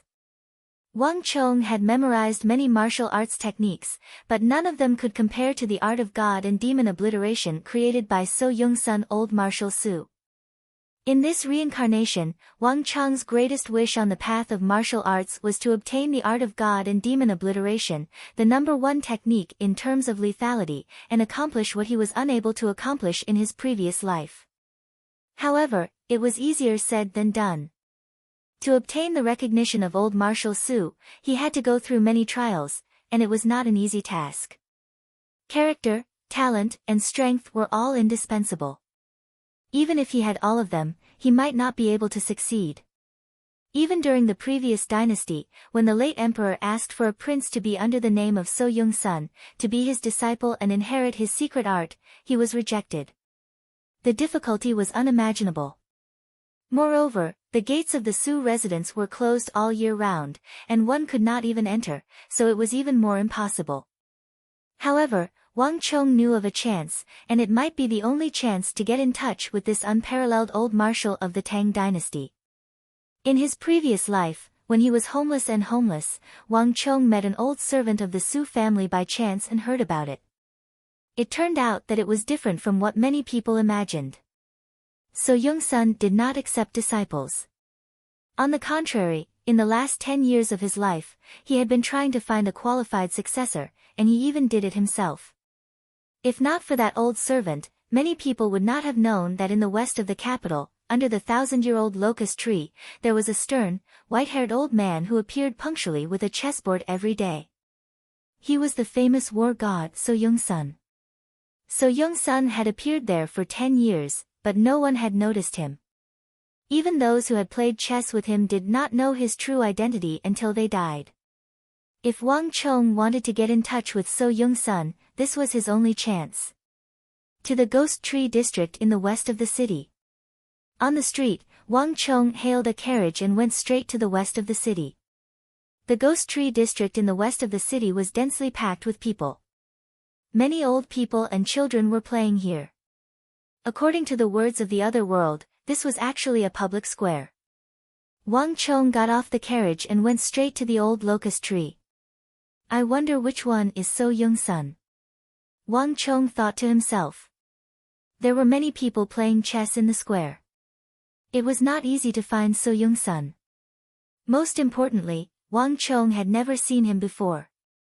Even during that great turmoil, when the foreign cavalry invaded the capital, Wang Chong was very far away and couldn't see it clearly. Fortunately, I asked a few more questions back then. Wang Chong secretly rejoiced. Back then, out of respect for the old marshal and out of benefits, Wang Chong had asked a few more questions. Thus, he knew that So Yung-sun's chessboard was different from others. His chessboard was gold-plated, which was the best way to identify him. However, when Wang Chong walked around the Ghost Tree district, he couldn't help but be stunned. He's actually not here. On the east side of the 1,000-year-old locust tree, Wang Chong immediately saw a stone table with a golden chessboard on it. Although the chessboard was there, the person was not. Only a 4 to 5-year-old child was there, yawning in boredom. Little guy, where's the old man playing chess here? I don't know. He only said that someone was coming and told me to give him this chess piece. He will only appear after I pass it. The child was chubby and looked very cute. Hearing someone's question, he opened his eyes. As he spoke, his chubby little hand handed over a black chess piece. The chess piece was covered in sweat. Wang Chong looked at the black chess piece that was covered in sweat and was stunned for a moment before understanding. This was a small test, and the content of the test was to play chess. There was only one chess piece, so one could only place it once. If the fruit was placed correctly, old Marshal Su would naturally appear. If it was placed wrongly, it would be equivalent to being eliminated, and old Marshal Su would naturally not appear. Wang Chong understood the other party's meaning, and his mind instantly became clear. Little guy, this silver ingot is for you. Wang Chong stuffed the silver ingot over and took the black chess piece from the child's hand. Then, he quickly began to observe. The chessboard was crisscrossed, but there weren't many chess pieces. The black and white chess pieces were all gathered in one corner. It looked as if two armies were fighting for a high ground. This is a localized chess game. Wang Chong took a look and couldn't help but laugh. This was a standard iron chess game. Obviously, old Marshal Su wanted to test the other party's ability to lead troops in battle. What the Tang dynasty needed was not one or two martial artists, but a general who could lead troops in battle. So Young Sun, as a legendary general of the Tang dynasty, obviously hoped that his successor would have a certain level of military ability. Perhaps it was because he was approaching the end of his lifespan, or perhaps he was worried that there would be no one to inherit his unique skill, so Young Sun didn't have too many difficulties in this aspect. In this iron chess game, as long as the black side placed a chess piece in the center northwest corner of the white chess pieces, they could change their situation, delay a little, and successfully pass the first test. However, all of this was different for Wang Chong. In his previous life, as the Grand Marshal of the Central Plains, Wang Chong wasn't chosen by the elders because of his martial arts. On the contrary, in his previous life, Wang Chong started too late and missed the optimal foundation establishment period. Even if he tried his best to catch up, he still wasn't outstanding. The reason why Wang Chong was chosen by the remaining elders in the midst of danger and became the Grand Marshal of the Central Plains was due to his commanding ability. Thereafter, the army led by Wang Chong proved his worth with his performance. In the few years that Wang Chong led the army, the number of foreign cavalrymen he killed was even more than the number of foreign cavalrymen he killed in the past few decades. He was hailed as the most formidable war god in the history of the Central Plains. So Young Sun was truly looking for the wrong person to test him with such a chess game. Waiting for death wasn't his style. Defending passively wasn't his style either. Duh. Wang Chong placed the black stone on the board. Instead of placing it at the northwest corner of the white stones, he placed it firmly at an unexpected location. After leaving the Ghost Tree district, Wang Chong strolled around the city before returning home to continue his martial arts training. It would be grandfather's birthday in a few days.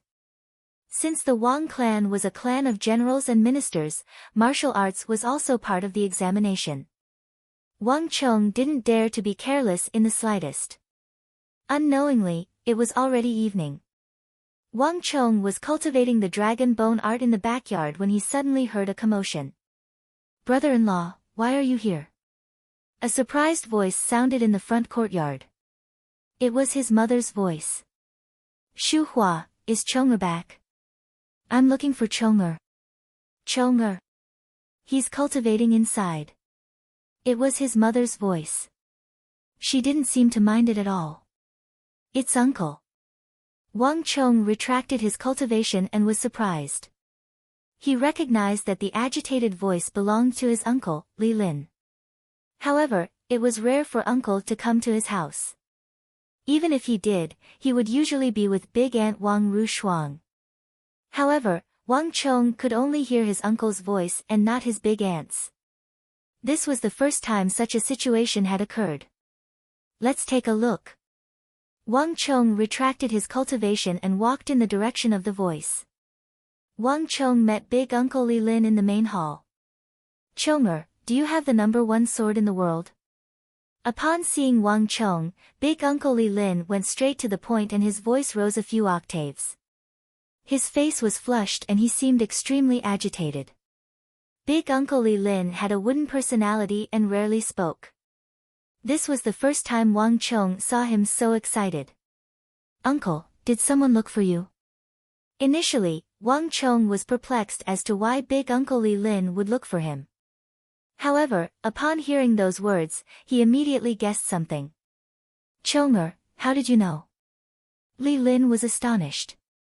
However, recalling Wang Chong's previous actions, he immediately understood.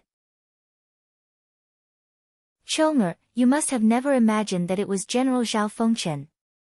Commander's son was also there." Li Lin didn't hide anything and told him the whole story. As it turned out, when Li Lin was still in his room, Zhao Fengchen knocked on his door and walked in. Accompanying him was the commander of the imperial army, Chen Huai. It was one thing for Zhao Fengchen, but Chen Huai was his direct superior. Li Lin had served in the imperial army for a long time, but this was the first time an imperial army superior had taken the initiative to look for him. Chen Huai first looked for Li Lin and spoke a bunch of praises for Li Lin's previous performance. He said that he was preparing to transfer him to the West Gate. Then, he suddenly changed the topic and said that he was willing to pay 42,000 gold taels to buy a sword for him. And the one who sold the sword to him was someone he had never expected, Wang Chong. At that moment, Li Lin felt as though he was going insane. What kind of sword could be worth 42,000 gold taels? What was even more ridiculous was that the person who sold the sword was his nephew, Wang Chong. Li Lin was stunned. He couldn't wrap his head around the situation at all. His first reaction was, is this a joke? Wang Chong is only a 15-year-old child, how can he have a sword worth 40,000 gold taels? Chonger, tell me what is going on. Is what they said true?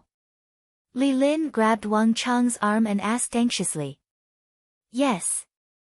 At this moment, Wang Chong relaxed and nodded his head. SSS. Li Lin released his arm and returned to his seat. Looking at Wang Chong, he took in a deep breath. It was too shocking. Li Lin widened his eyes in shock as he stared at Wang Chong. It was as though he was meeting him for the first time. Wang Chong's mind was in turmoil. He was also contemplating the same question. It was within Wang Chong's expectations that Zhao Fengchen would look for big uncle Li Lin and have him plead on his behalf. Wang Chong had expected Zhao Fengchen to look for him personally. However, this was for the best. The fact that Zhao Fengchen had taken the initiative to look for big uncle Li Lin had cleared up some of the thoughts in Wang Chong's mind. Uncle, do you want to be the Grand Marshal? Wang Chong suddenly asked. What? Li Lin was shocked by Wang Chong's words. He hurriedly waved his hands and said, don't spout nonsense. Do you think that the Grand Marshal is someone to joke about? Wang Chong smiled and didn't pursue the matter. What about the Grand Marshal? This. I don't have that capability. Uncle Li Lin said. Hearing those words, Wang Chong chuckled. Without a doubt, Big Uncle was ambitious. Wang Chong could sense it from his eyes.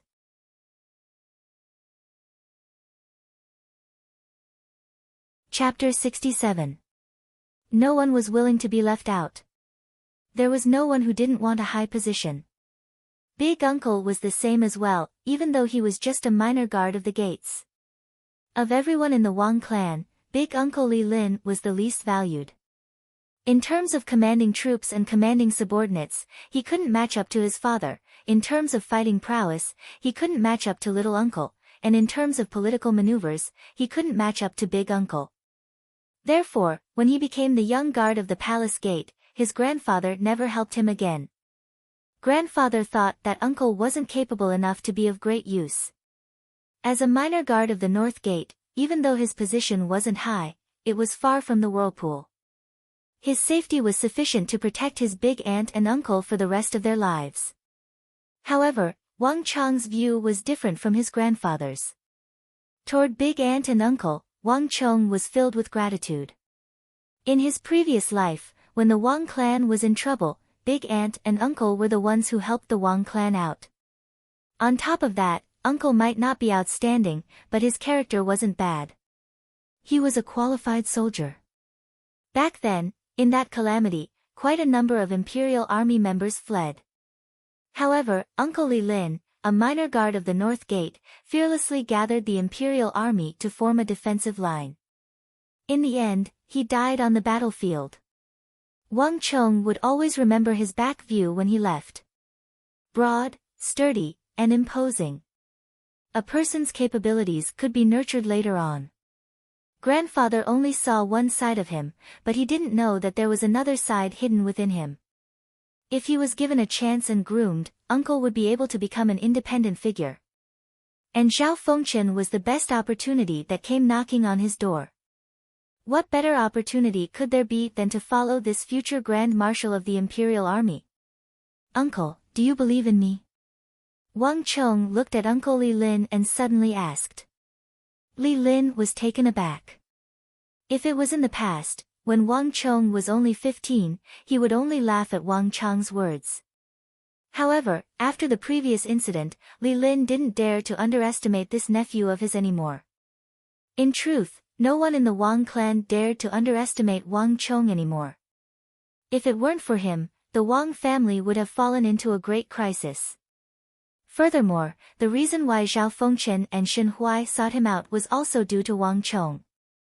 Chonger, what do you want to say? Li Lin said. Uncle, if possible, don't go to the West Gate. Following Zhao Fengchen is much more useful than going to the West Gate.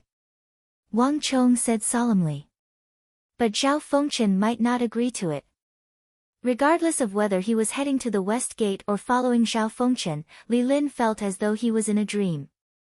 These are not things you can go to whenever you want to. Don't worry, he will agree. Wang Chong smiled and drew his sword with a clang. The moment the sword was unsheathed, a cold wave rolled in the room, and a sharp qi-ji traversed the void, as if it wanted to cut the room in half. Hiss! Seeing the cold gleam on the sword in Wang Chong's hand, Li Lin took in a deep breath. All along, he couldn't understand why Zhao Fengchen would spend 40,000 gold taels to buy a sword, and he couldn't understand why Wang Chong was so confident that Zhao Fengchen would help him.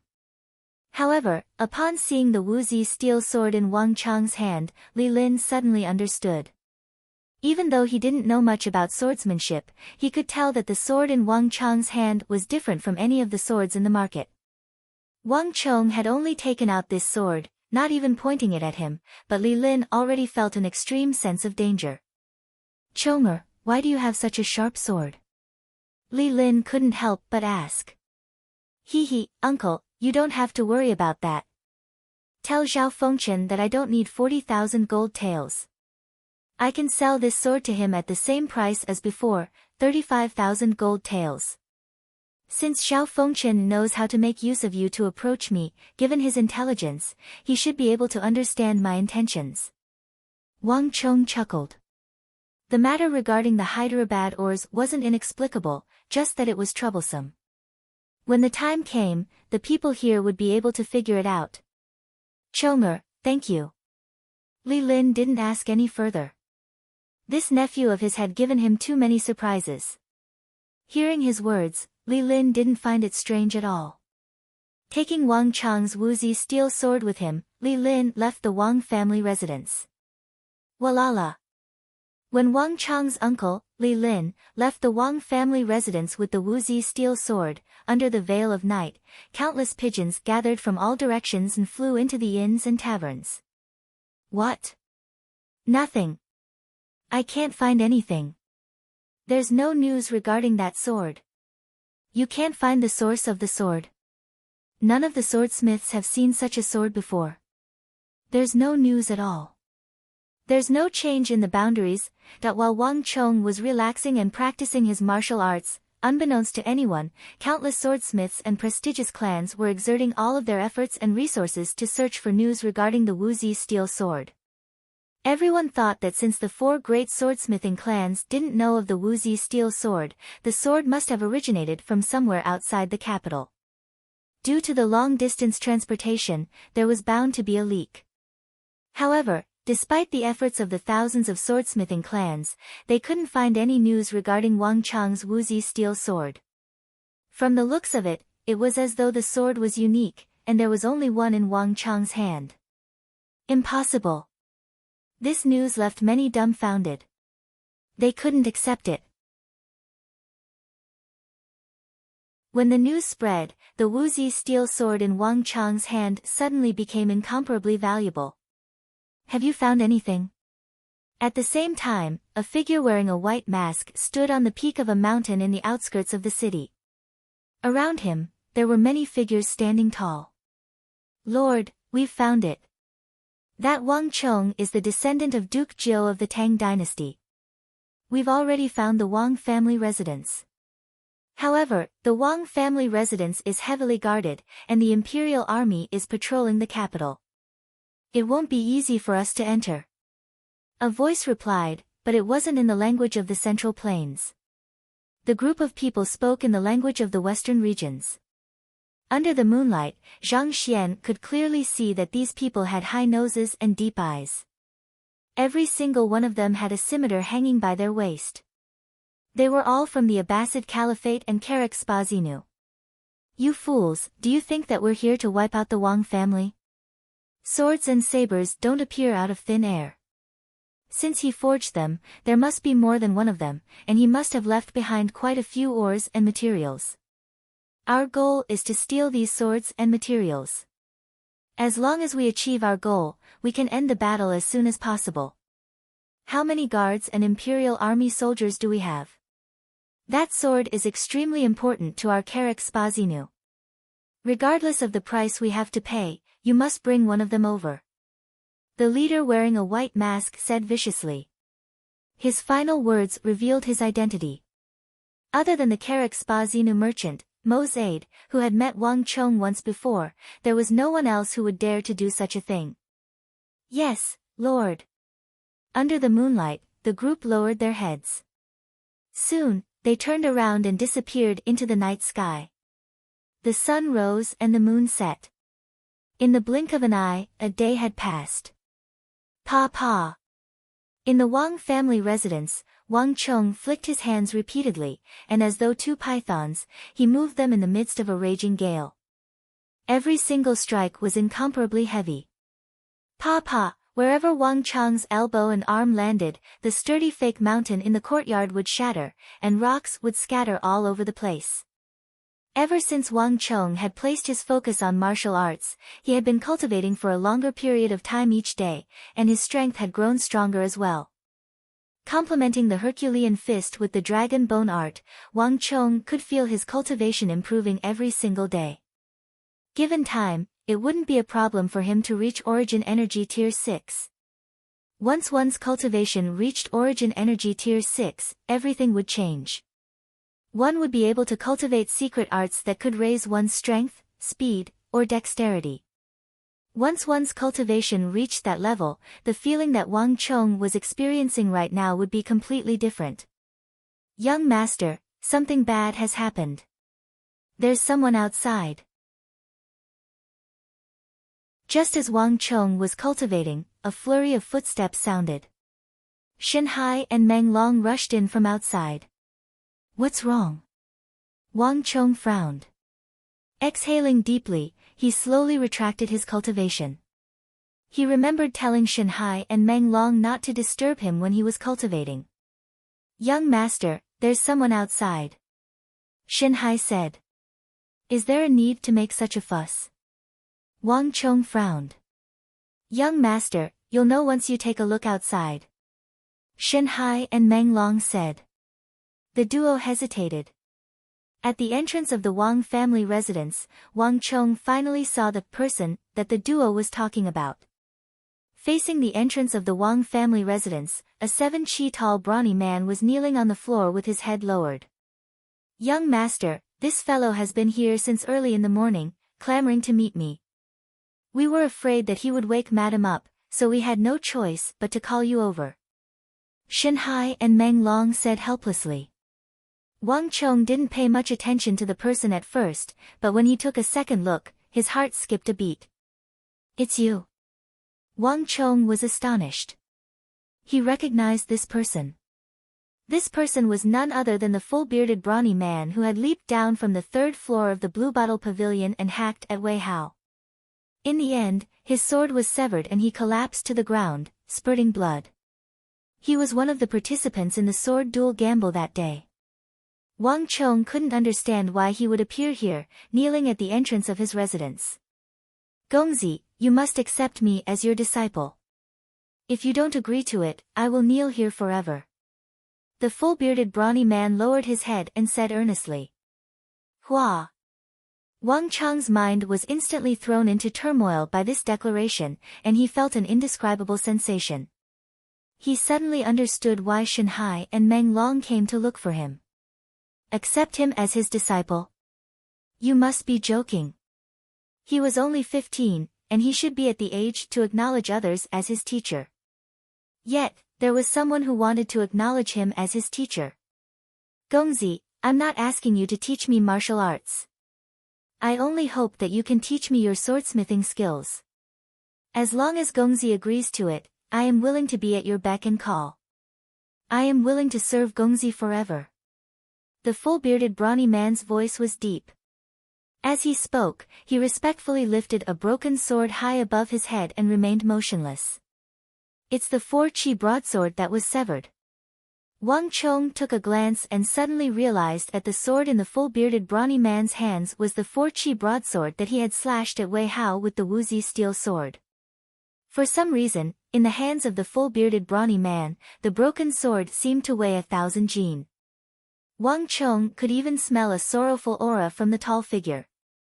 This sorrowful aura was something that Wang Chong had smelled on many people before. In his previous life, when the central plains fell and the earth shattered, Wang Chong also felt the same sorrowful aura. In that instant, Wang Chong suddenly understood. Just like how the mission was to him, to the 7-chi tall brawny man kneeling on the floor, swordsmithing was his dream as well.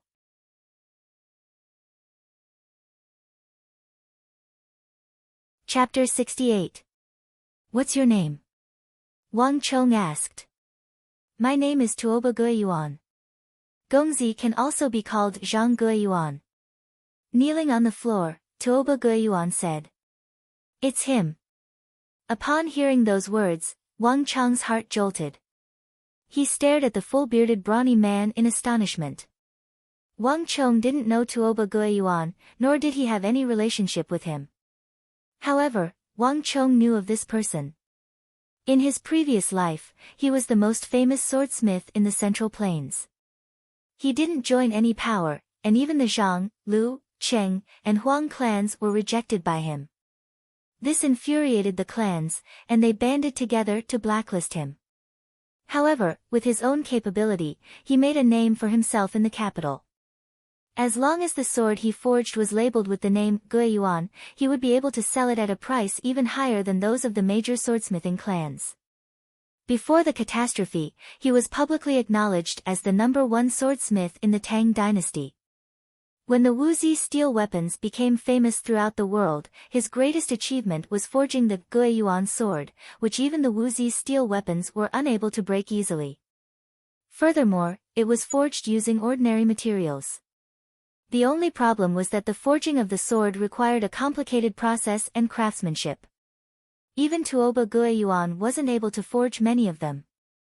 Thereafter, when the catastrophe occurred, Tuoba Guiyuan lost all his chances. Wang Chong didn't expect that the person kneeling before him would be the #1 swordsmith in the world. SSS. Wang Chong took in a deep breath. This was truly an unexpected harvest.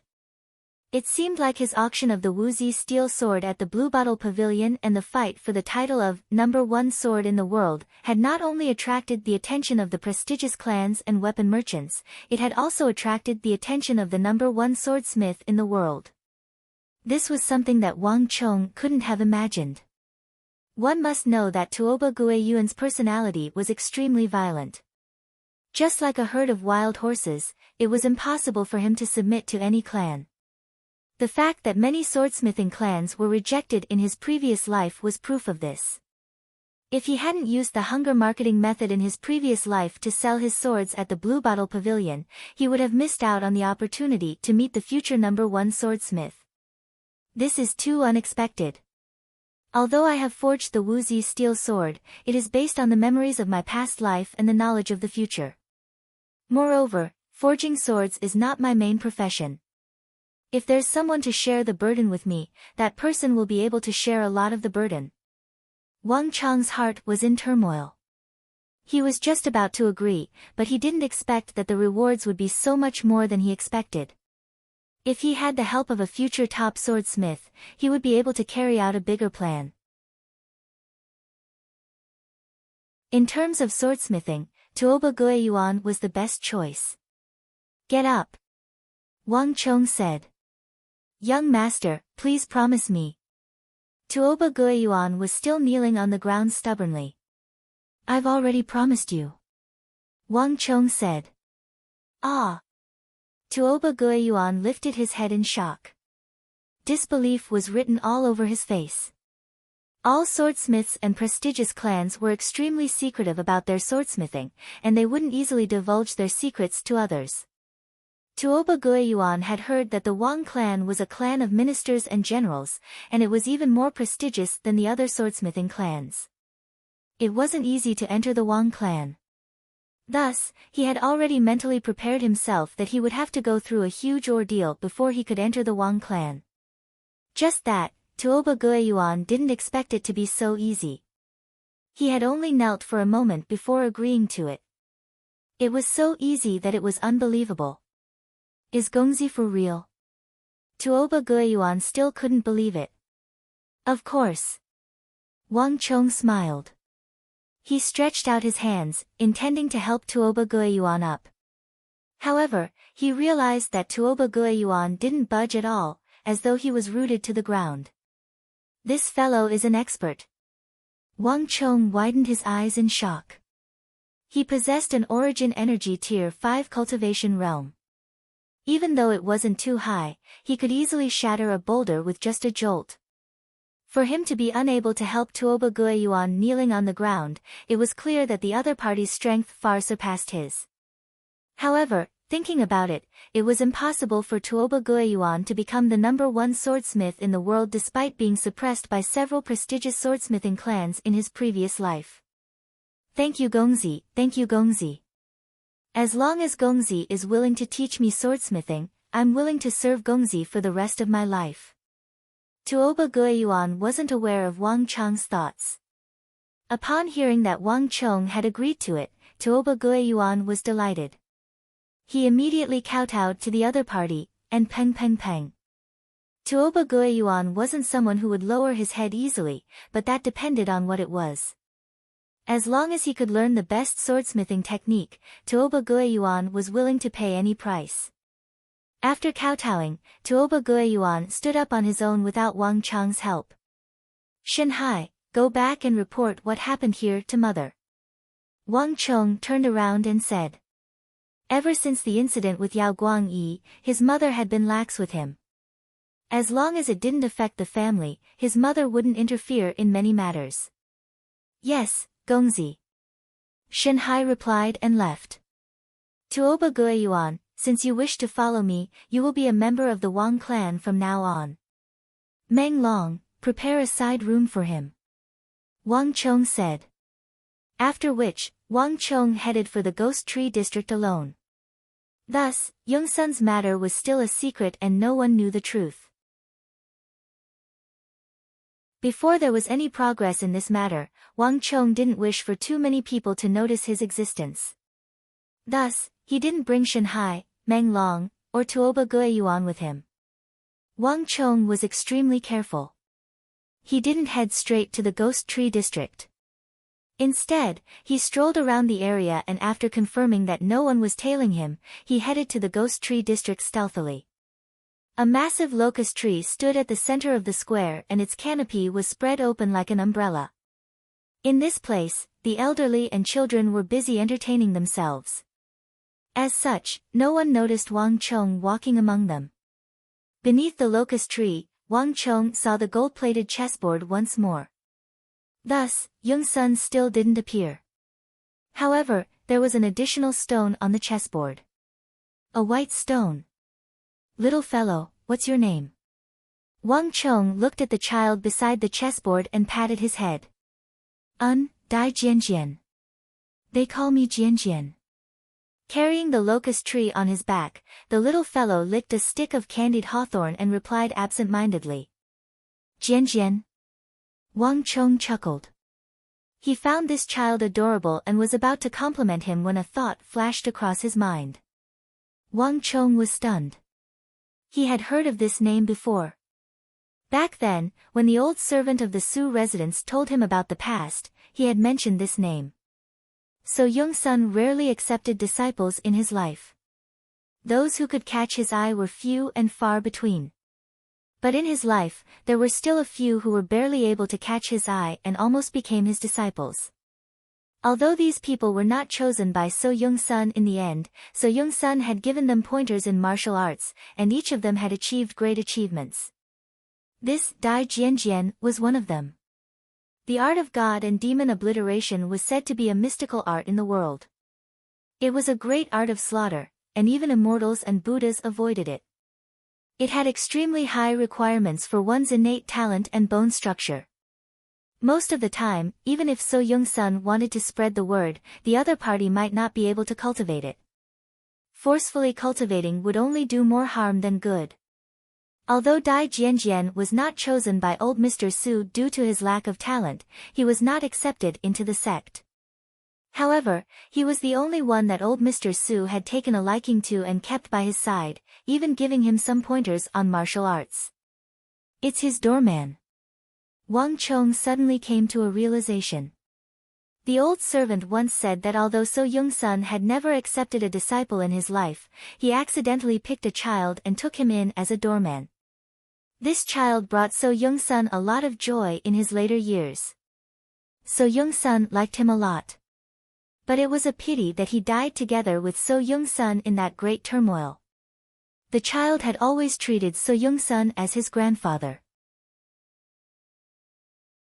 During that great turmoil, the old servant once wanted to call him away, but the child hugged So Young-sun's corpse and refused to leave. In the end, he died together with So Young-sun. When the old servant recounted the past, tears flowed down his face and he cried bitterly. Listening by the side, Wang Chong couldn't help but sigh. But Wang Chong did not expect to see him here. Looking at the child who was engrossed in licking the candied haws, Wang Chong's feelings were completely different. When that happened, he should only be in his teens. Wang Chong thought to himself.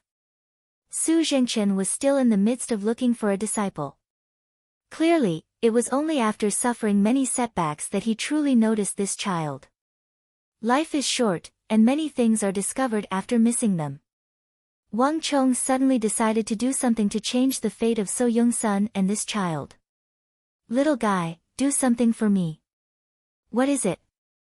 The child raised his head and said absent-mindedly as he continued to eat his candied haws. If you can make that old grandpa laugh and make him happy, I will give you a silver ingot every day. Ah! The child finally moved his eyes away from the candied haws. He tilted his head and stared at Wang Chong, his eyes wide open. Although he was young, he knew that a silver ingot could buy him a lot of candied haws. Really? The child said in disbelief. Of course. Wang Chong nodded his head and said seriously, but there was a hint of sadness in his eyes. So Young-sun was an elder of 3 dynasties, a god of war, and the #1 expert in the army. Although his life was full of legends, it was also full of tragedy. He had never been happy in his life. And this sorrow and misfortune, from birth to death, ran through his entire life. So Young-sun was the descendant of an important minister of the former Sui dynasty, and he had the bloodline of a princess of the Sui dynasty. So Young-sun may have made great contributions, but this was the source of his misfortune. When Su Zhengchen was still a lowly figure, no one had mentioned this bloodline in his body. But when he was at the zenith of his achievements, consecutively defeating the Turks, Yusang, and Goguryeo, and expanding the borders of the Great Tang to the north of the Yin Mountains, this bloodline immediately became a fatal flaw. In So Young-sun's life, there were many times when he was falsely accused of plotting a rebellion to overthrow the Tang dynasty and rebuild the Sui Empire. In any dynasty, this was a huge taboo.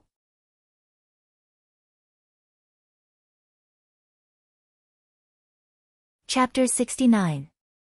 In order to avoid suspicion, at the pinnacle of his life, So Young-sun chose to hand over his military authority and retreat bravely. He lived alone in the Su residence and refused to meet any guests. He severed all ties with the military commanders and the important officials of the royal court. In order to uphold the loyalty of Emperor Taizong, So Young-sun even gave up on his martial arts cultivation. From then on, no one could hear the sound of war or any ripples of origin energy in the Su residence.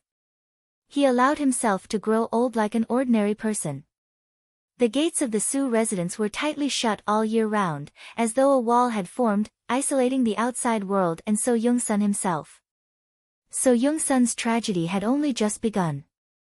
If one were to say that So Young-sun could still endure the criticism of the officials when he was at the pinnacle of his life, then losing his son in his middle age was a heavy blow to him.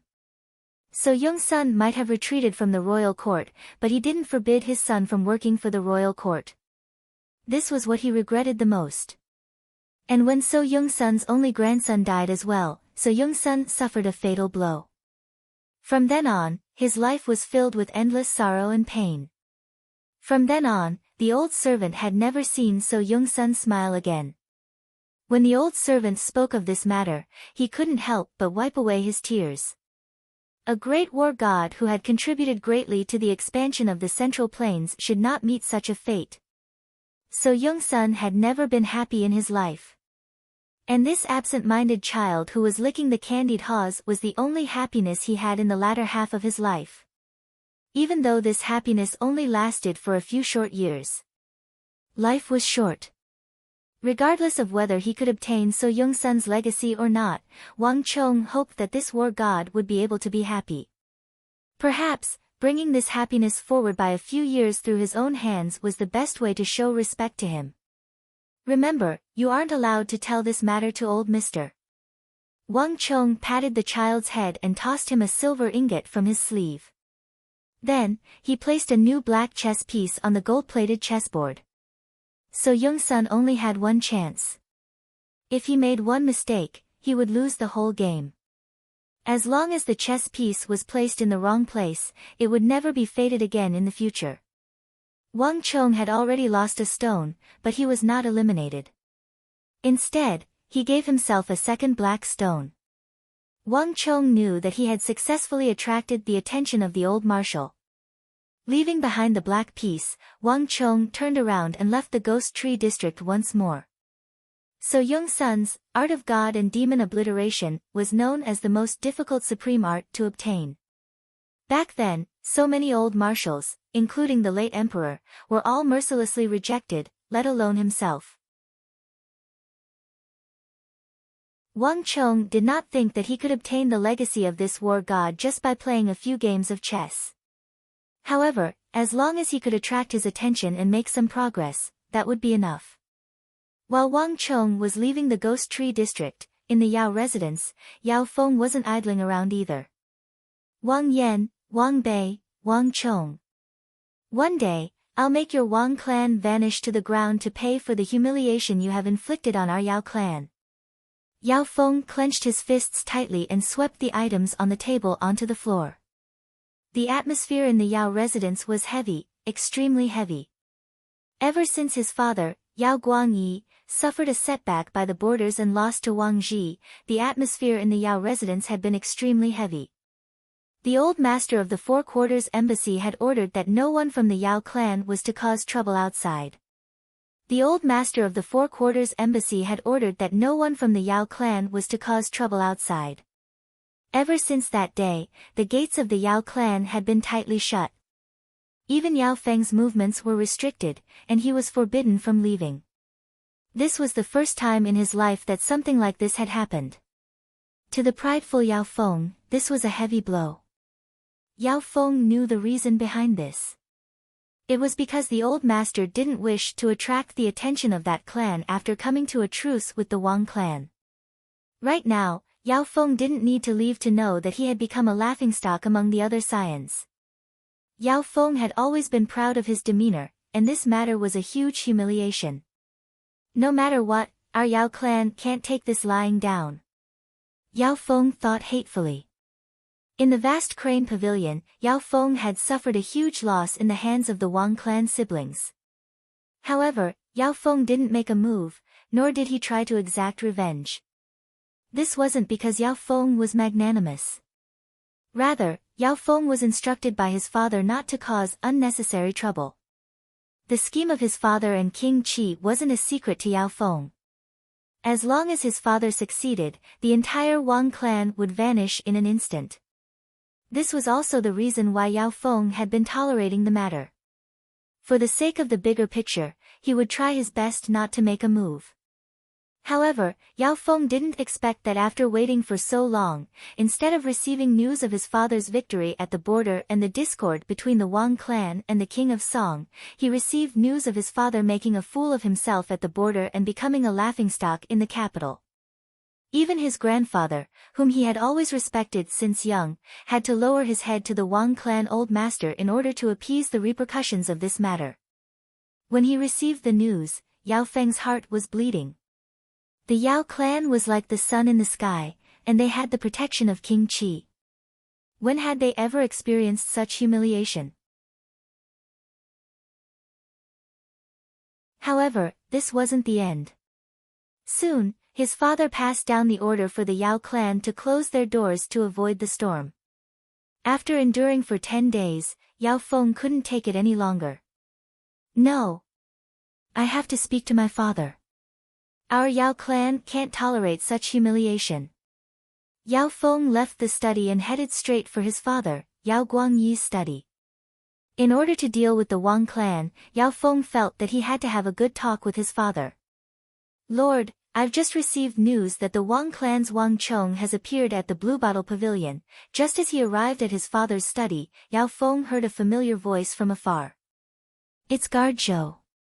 Yao Feng stopped in his tracks. Guard Zhou was his father's trusted aide and he was in charge of gathering all news in the capital. Yao Feng didn't expect to hear news of the youngest son of the Wang clan, Wang Chong, from his mouth. Yao Feng stopped in his tracks and was about to listen carefully when he heard a long sigh. There's no need to speak. Father has ordered that our Yao clan shouldn't offend the Wang clan for the time being. In the future, don't report any news regarding the Wang clan to me. His father's heavy voice sounded from the door, and it was filled with deep fatigue. Yes. Guard Zhou fell silent for a moment before keeping his mouth shut. Yao Feng stood at the door, and his face suddenly turned pale. If he hadn't seen it with his own eyes, Yao Feng wouldn't have believed that this was the confident, steady, and intelligent father in his mind. Yao Feng knew the reason. His father had lost the war by the borders. His father had always looked down on Wang Chong's father. However, this time, his father had suffered a crushing defeat. Furthermore, it was in the scheme that he was most proficient in. His father didn't reveal the slightest hint of this matter to keep it a secret. It was impossible for the Wang clan to obtain news from him. However, this was precisely the reason why his father suffered such a huge blow. If he couldn't find out who was helping the Wang clan from the shadows, if he couldn't understand how he lost, it would be hard for his father to stand up again. Wang Yan, I can't deal with you. I can't deal with your 2 sons either. However, I can deal with your younger one. Recalling how he was beaten up by Wang Chong in the vast crane pavilion, Yao Feng's face turned red and his hatred for the Wang clan intensified. Grandfather told them to restrain themselves and his father ordered him not to offend the Wang clan for the time being. Yao Feng knew that it wasn't a wise move to deal with Wang Chong now. However, to Yao Feng, there was no need for him to deal with the Wang clan personally. Thinking so, Yao Feng sneered coldly. He turned around and left the Yao clan secretly. He knew of a place where there was a formidable assassin who could help him accomplish all of this without anyone noticing. That afternoon, Zhao Fengshan's 35,000 gold taels was sent to Wang Chong. When it was sent over, Wang Chong's uncle, Li Lin, was delighted. He praised Wang Chong several times. He had complete trust in Wang Chong. Wang Chong didn't take all of the 35,000 gold taels with him. Instead, he left half of it for his uncle. He asked his uncle to keep it for him. Other than that, Wang Chong had some ideas. He wanted his uncle to help him deal with this matter. This way, he would be spared from a lot of trouble. Naturally, Uncle Li Lin nodded his head in agreement. Through this matter, the relationship between uncle and nephew grew closer. Chong'er, you have so much money now. To the Wang clan, this is an unimaginably huge sum of money. Have you thought about how you are going to spend it in the future? Furthermore, it's inconvenient for you to stay in the Wang clan. You might accidentally bring trouble upon yourself. Have you thought about finding a place to live in? While they were chatting in the carriage, Uncle Li Lin suddenly mentioned this matter. He wasn't blind. There were many things that Wang Chong was hiding from him. However, these matters were a blessing to the Wang clan. Moreover, Li Lin could also sense that although his nephew was young, his ambition was not small. The things he was doing were getting bigger and bigger. Based on his experience, Li Lin felt that there were many problems within. Wang Chong didn't notice these problems himself, but Li Lin could. For example, Duke Zhou's lineage had always been incorruptible. Would Wang Chong suddenly obtain such a huge sum of money raise unnecessary suspicions? Even though Wang Chong's wealth came from a legitimate source, it might cause unnecessary trouble for the Wang clan. These were all things that needed to be considered. Uncle, I'll leave this matter to you. Wang Chong said that he was also thinking about this matter. There were many things that were becoming more and more inconvenient for him to do at home. Furthermore, just like what Uncle Li Lin said, there were some things that would be fine if he handled them well, but if he didn't, it might bring trouble to the clan. Putting everything else aside, 30,000 gold taels was something that might attract the covetous eyes of others. This was also the reason why he gave half of the gold taels to Uncle Li Lin. Also, don't tell my mother about this matter yet. Wang Chong said. Don't worry. Li Lin smiled and said with a doting expression. The more he looked at this nephew of his, the more he liked him. If not for Wang Chong, he would have continued to hold that position for many years. Thus, out of gratitude and as a kinsman, no matter what Wang Chong did, Li Lin approved of it.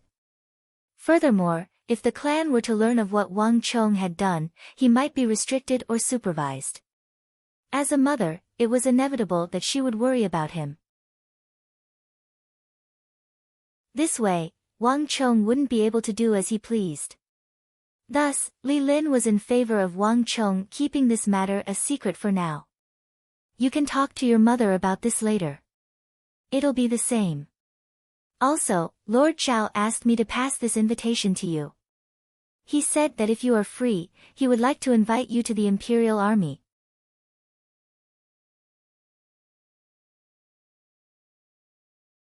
Chapter 70.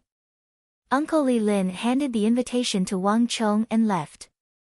Wang Chong pondered for a moment, then he brought along 17,000 gold taels and headed straight for the Duke of Wei's mansion. Unlike the Wang Chong clan, the Duke of Wei had a wide range of businesses. He helped Ablonadin and Arloja gather a large amount of rations to transport to Sinlu in the west. Such a large project involved many aspects, and it wasn't something that Wang Chong could accomplish alone. In this aspect, Wei Hao was much better than him. Although Wei Hao wasn't powerful enough to make all the decisions in the Wei family's affairs, Wei Hao didn't care. However, as long as it didn't involve Wei Kingdom's main business and it was just some insignificant matters, such as selling swords at the Bluebottle Pavilion, Wei Hao, as the young master of the Wei clan, was still able to make the decision. There was no need for the Duke of Wei's permission. Wang Chong didn't need the Wei family to do anything. He just needed to use their network of business channels throughout the country to purchase some food. Going all the way to the west, after a while, he saw a huge mansion. It was splendid and magnificent. On the signboard above the door, there was a black and gold word, Wei, which clearly indicated the identity of this family. This was the Duke of Wei's mansion. Even though Wang Chong and Wei Hao were childhood friends, they grew up together. However, Wang Chong rarely came to the Duke of Wei's mansion. The reason was simple. Wang Chong's father, Wang Yan, and Wei Hao's father, Wei Yuan, did not get along. When Wang Chong and Wei Hao were young, the two families had a good relationship. However, after Wei Hao's father was conferred the title of Duke of Wei, everything changed. The Duke of Wei and his father were both very stubborn, and they often clashed with Wang Chong's big uncle, Wang Zhen, in the royal court. As a result, the relationship between the two clans grew increasingly strained. On the other hand, the relationship between Wang Chong and Wei Hao was not affected. Adults play with adults, and children play with children. It was just that he couldn't go to the Duke of Wei's mansion. Duke of Wei's personality was different from his father's. Although his father didn't have a good relationship with Duke of Wei, Wei Hao was always welcomed to the Wang family. Wang Chong's mother would also smile and affectionately call him Xiaonian and prepare a plate of pastries for him. In the Wang clan, the matters of the adults would never involve the children. However, the Duke of Wei was different. He loved the house and its crow, and hated the house and its crow. He didn't like Wang Chong's father, Wang Yan, so he didn't like Wang Chong as well. That was also the reason why Wei Hao was placed under house arrest when Wang Chong caused a huge uproar. The Duke of Wei had even sent word that Wang Chong was strictly forbidden from stepping foot into the Wei family. However, this posed no threat to Wang Chong at all. Wang Chong found a gate guard that Wei Hao had bribed and passed the message in. Soon, Wei Hao came out. "Wang Chong, why are you here?" Wei Hao hurriedly ran out. As he walked, his eyes were filled with surprise. In the past, Wang Chong would always go to the Eight Gods Pavilion to look for him, and he rarely came to his house. After so long, this was the first time Wang Chong came to the Duke of Wei's mansion. "Stop wasting time and get on the carriage. I have something to talk to you about." Wang Chong beckoned him over and chided jokingly. "Hee, you came at the right time. I have something to talk to you about as well," Wei Hao said. "Oh." Wang Chong was surprised. The two childhood friends, who had grown up together, boarded the carriage, closed the door, and the carriage moved forward. "Wang Chong, you asked me to look for a fellow named Zhang Munian. Tell me, why are you looking for him?" Upon entering the carriage, before Wang Chong could say anything, Wei Hao had already spoken up with a grim expression. "You found him?" Wang Chong's body jolted, and his face warped. When Wang Chong was looking for Wei Hao, he had been smiling all along. However, at this moment, he retracted his smile and a grim expression appeared on his face. Zhang Munian was an important part of his plan. To him, he was even more important than the Hyderabad ores and the art of god and demon obliteration. It wasn't an exaggeration to say that even though Wang Chong didn't put much effort into Zhang Munian, he was the one whom Wang Chong was most concerned about. I found him." Wei Hao nodded his head. He had grown up together with Wang Chong, so he couldn't be any more familiar with the latter. He immediately sensed the change in Wang Chong's body, and his entire person turned solemn. But even if he were to die, he couldn't understand why Wang Chong would place so much importance on an insignificant figure like Zhang Munian. "But let me tell you this first. I didn't find him in the list of officials but in the death prison," Wei Hao said grimly. "Death prison?" Wang Chong was taken aback. If that wasn't the case, I wouldn't have spent so much time looking for him. If I wasn't meticulous enough to flip through his name book, I might not have noticed him at all. This is the dossier I had someone make on him. Take a look." Wei Hao carefully took out a dossier from his bosom and tossed it over. The dossier was wrapped tightly in a yellow leather pouch. Clearly, Wang Chong had put in a lot of effort into it. Initially, Wei Hao didn't care much about such things. What he was interested in was martial arts. But as long as this matter was entrusted to him by Wang Chong, he would definitely do his best to carry it out. "Wang Chong, it's not that I want to criticize you, but this person's situation is extremely unique. An insignificant official like him actually embezzled more than 20,000 gold taels.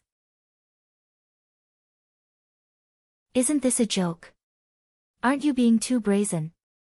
I believe you should know how the royal court deals with such corrupt officials. This person has been marked by the Bureau of Punishments, and he will be executed soon. Once his name is on the list, even if my father is the current Duke of the Royal Court, he won't be able to get out. Even though I don't know why you're looking for him, Wang Chong, listen to my words of advice. Don't pursue this matter any further. A person won't be sent to the death prison for no reason. There must be a reason behind the royal court's betrayal. Getting too close to such a person isn't a good thing for you or the Wang clan. Wei Hao didn't expect that the person Wang Chong was looking for would be a death convict. He wasn't worried about him, but the Wang clan had always been incorruptible, and Duke Jiao was highly respected. Wei Hao was worried that if Wang Chong were to get involved in this matter, it would become an excuse for others to attack the Wang clan. Having grown up in such a noble clan, Wei Hao had seen too many political struggles. Thus, he understood a thing or two. A tall tree attracts the wind. It wasn't a good thing for Wang Chong to get involved with a death convict. Wang Chong didn't say a word. With a grim expression, he flipped open Zhang Munian's dossier and began reading through it. The Tang dynasty was a flourishing empire, and they were extremely careful with the approval of death convicts.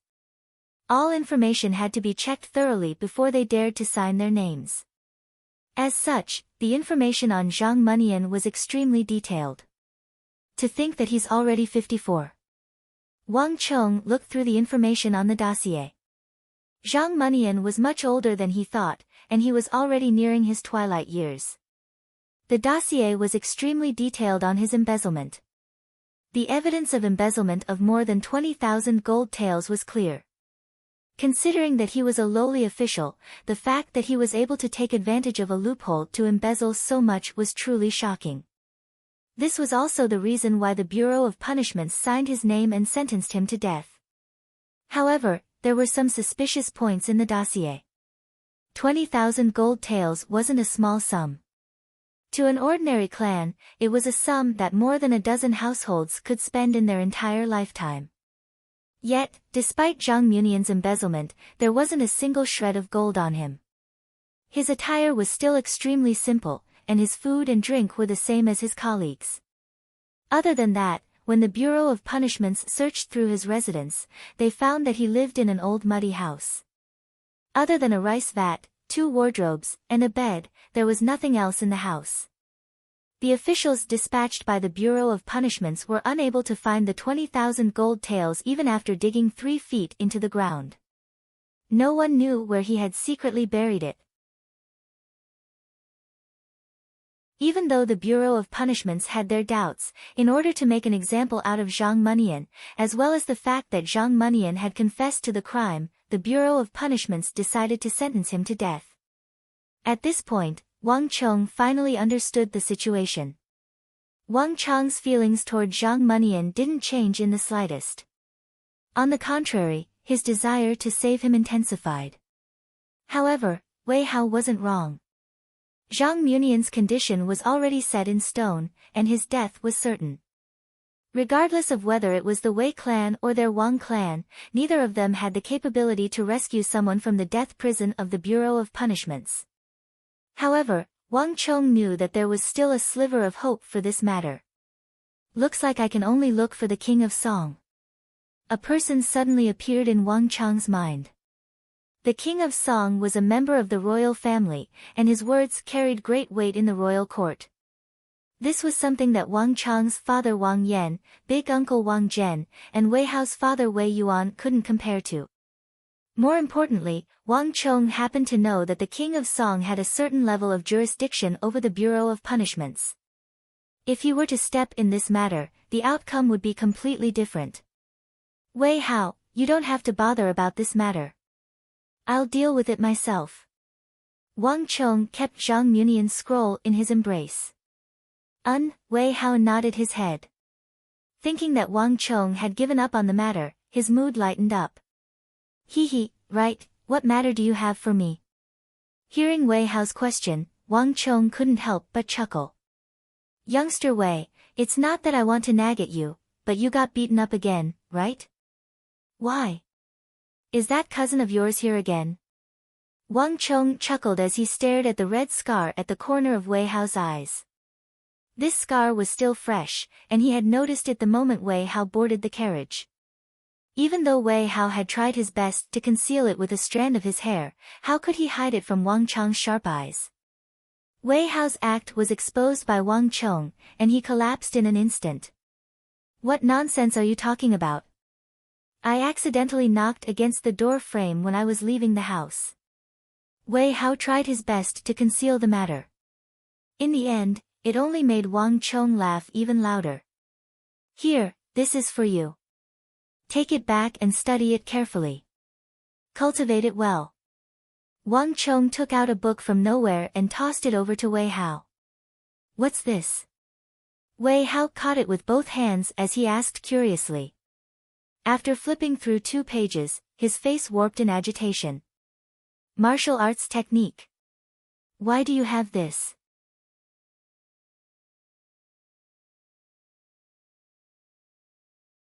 Chapter 71. Wei Hao was a martial arts fanatic. However, his mediocre aptitude meant that he had no fate with most martial arts. This was something that even the Duke of Wei could not change. Therefore, Wei Hao's desire for power was unimaginable. Wei Hao did not expect Wang Chong to give him a martial arts manual. In this era of martial arts, other than those martial arts that were publicized, any martial arts manual was priceless. No faction would give it away easily. Wei Hao was pleasantly surprised. Wei Hao flipped through the manual page by page. At first, he was just casually flipping through it. However, he gradually became engrossed in it and was completely captivated. Although he had not cultivated it yet, Wei Hao could feel that the martial arts Wang Chong gave him were much more powerful than what he was currently cultivating. Seeing Wei Hao slowly become engrossed in it, even his breathing became faintly discernible.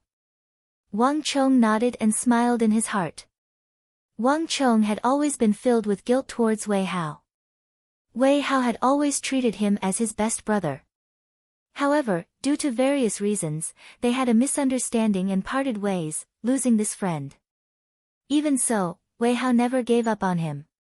In his previous life, Wei Hao ignored his family's opposition and helped him and his family during his most difficult time. At that time, Wang Chong could not help Wei Hao at all. They could only watch helplessly as Wei Hao was washed away by the torrent of the era and the catastrophe, just like the others. In this life, Wang Chong had always wanted to do something for him. Martial arts had always been Wei Hao's weakness. However, his mediocre aptitude limited him. Even the Duke of Wei could not change it. Therefore, even at his final moments, Wei Hao was never strong. Wang Chong had always wanted to help him, but it was not easy to find a suitable martial art manual for him. According to Wei Hao's situation, Wang Chong spent a long time recalling all the martial arts manuals in his mind. Finally, he found one that was suitable for Wei Hao.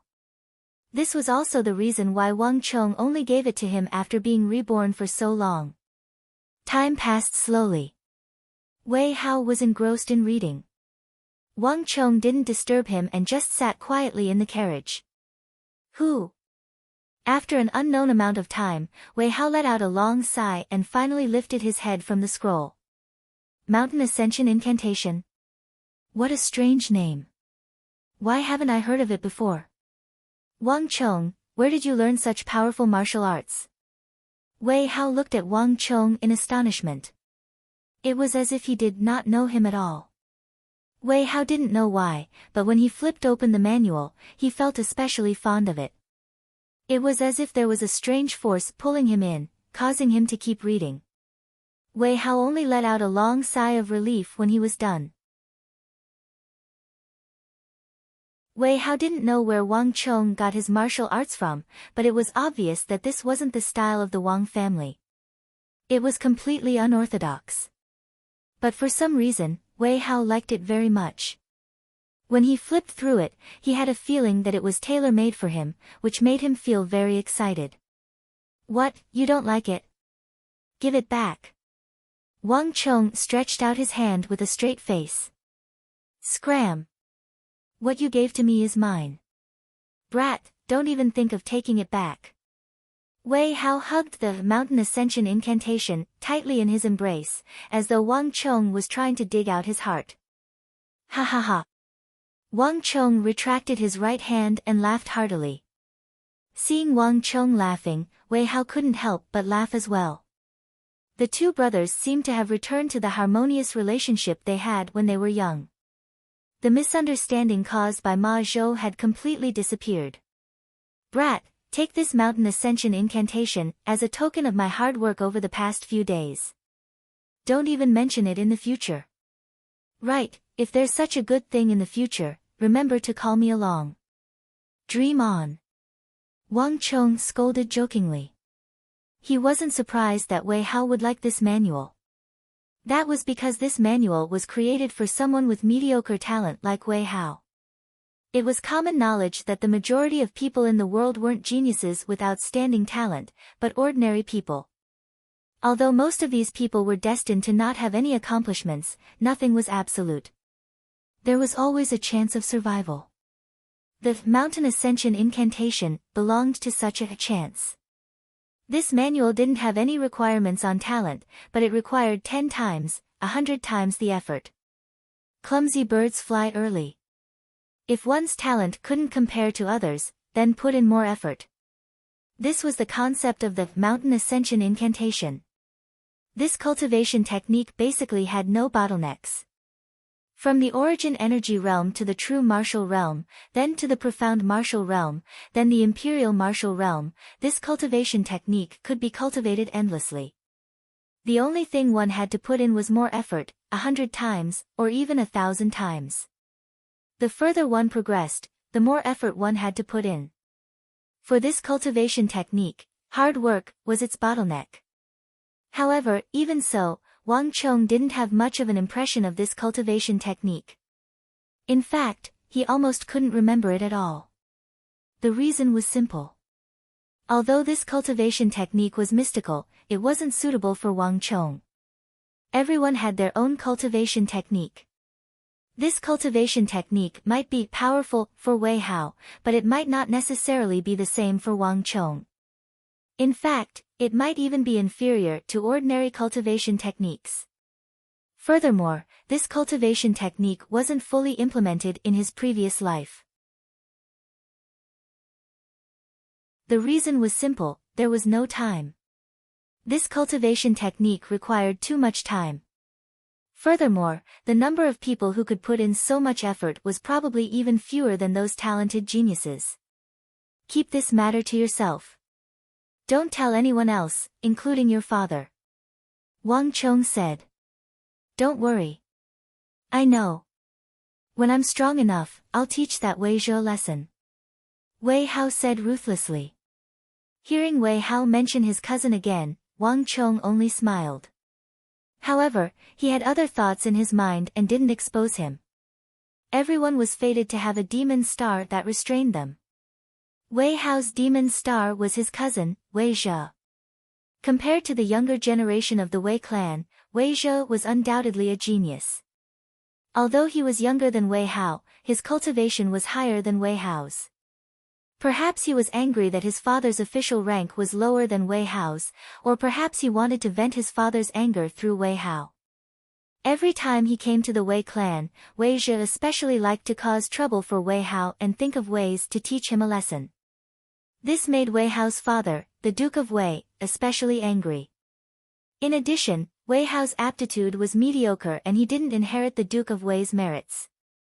Therefore, Wei Hao's situation at home wasn't as easy as it seemed. This was also the reason why Wang Chong gave Wei Hao the mountain ascension incantation. Let's not talk about this. There's something I need to trouble you with. Wang Chong stretched out his right hand and went straight to the point. He opened the lid of the wooden chest in the carriage. More than 17,000 gold taels immediately came into view. Here are 17,000 gold taels. Take it all and help me gather all kinds of food. Cows, sheep, pigs, bananas, water grains, millet, sorghum. As long as it's edible, it'll do. You've sold it. Wei Hao widened his eyes. He had given the 37,000 gold taels previously to the two Cindy monks. For another 10,000 gold taels to appear here, it was clear that he had sold the sword. Of the 35,000 gold taels, this is only half of it. Wang Chong nodded. He didn't hide anything from Wei Hao. Don't worry. It's fine as long as there's gold. Leave this matter to me. Wei Hao said. He wasn't the one who had the final say in the Wei clan. However, as long as there was money, it was purely a business transaction. As long as it could earn money, the Wei clan wouldn't reject it. Also, help me with something. Wang Chong whispered his thoughts to Wei Hao. Wei Hao hurriedly nodded his head. No problem, leave this matter to me. After everything was settled, there wasn't much else to be said. Wang Chong jumped down from the carriage and left it for Wei Hao to transport the gold. Then, he rushed back home. His little sister was currently indulging in pleasure. After receiving a huge sum of several hundred gold taels from Wang Chong, she had become a millionaire. Every day, she would follow behind cousin Wang Zhuyan and have a good time. Sometimes, she wouldn't even return home. The Wang clan was strict and such a situation was forbidden. However, if it was cousin Wang Zhuyan, as long as she sent a note over, his mother wouldn't pursue the matter. After settling the matters in Sindhu, Wang Chong spent the next few days in peace. He would wake up in the middle of the night to practice his dragon bone art and Herculean fist. Then, he would head to the Ghost Tree district during the day and place down a black stone to play chess with the war god So-young-sun. The days were peaceful and orderly. Come. Everyone, let's toast to young Master Su. I, Zhang Wei, will never bow down to anyone except for young Master Su. Young Master Su has always been the person I respect the most. Zhang Wei, I'm different from you. Young Master Su, let me toast to you. You have always been the person I respect the most. In the capital of the Tang dynasty, who doesn't know of young Master Su? Indeed. Given Duke of Su's influence, there is no one in the capital who wouldn't give him some face. Even the Yao clan and Wang clan have to be wary of him. In the Eight Gods Pavilion, a large group of people surrounded Su Bai, fawning on him. Su Bai reclined in his armchair, narrowing his eyes as he raised his wine glass, accepting the compliments from the crowd without any trace of politeness. In the capital of the Tang dynasty, these scions were undoubtedly the most influential scions in the capital. But honestly speaking, Su Bai didn't think much of them. Su Bai knew that they were fawning on him, but there was one thing that they were right about. His father, Duke of Su, Su Fuwei, was definitely one of the most influential figures in the capital of the Tang dynasty. Even the Yao clan and Wang clan couldn't disregard his father's existence. Oh right, young Master Su, why did you suddenly decide to treat everyone today and call everyone over? A scion put down his wine cup and asked curiously. Even though Su Bai Gongzi wasn't a petty person, he wasn't a generous person either. In the Eight Gods Pavilion, it was rare for them to meet him for a meal even once every 3 months. They weren't related to each other, and they weren't close to each other. It was rare for them to meet even once every 3 years.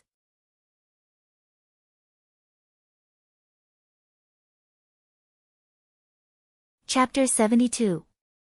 Humph. Hearing those words, Su Bai harumphed, and his expression suddenly turned cold.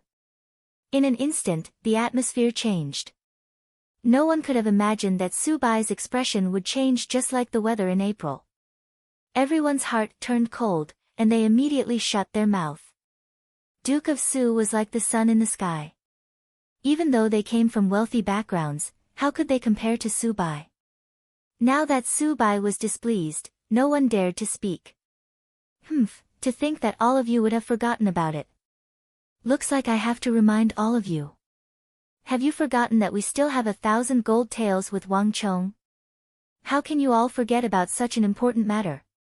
Su Bai's face was cold. Everyone immediately came to a realization. They finally understood why Su Bai would treat them at the Eight Gods Pavilion for the first time. Those who weren't close to Su Bai immediately regretted their actions. They shouldn't have come to the Eight Gods Pavilion for Su Bai's sake. Clearly, Su Bai wanted to make use of them to deal with the Wang clan. This was a political battle between the Wang clan, Su clan, and Yao clan. Su Bai didn't care about it. He could play in it, but they couldn't afford to. If they were to get embroiled in a battle between the top clans of the empire, they would be reduced to ashes. They probably wouldn't even know what was going on when a calamity suddenly befell their clan. Young Master Su, my stomach is a little, let me say this first, it's only right for one to repay one's debt.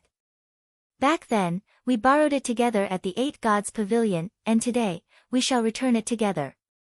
If anyone dares to refuse, it means that they aren't giving me face. In the future, if any elder, relative, or father were to be demoted, don't say that I didn't warn you. Before those scions could find an excuse to leave, Su Bai had already taken the initiative to beat them into a retreat. His cold gaze swept across the crowd impolitely, and a threatening aura emanated from it. Upon hearing those words, the scions, who were about to retreat, felt their hearts tremble and they immediately stopped in their tracks.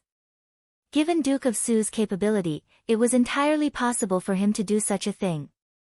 Young Master Su, there's a matter regarding Wang Chong that I wonder if you know of. There's a swordsmith in the Blue Bottle Pavilion who sells swords for 40,000 gold taels.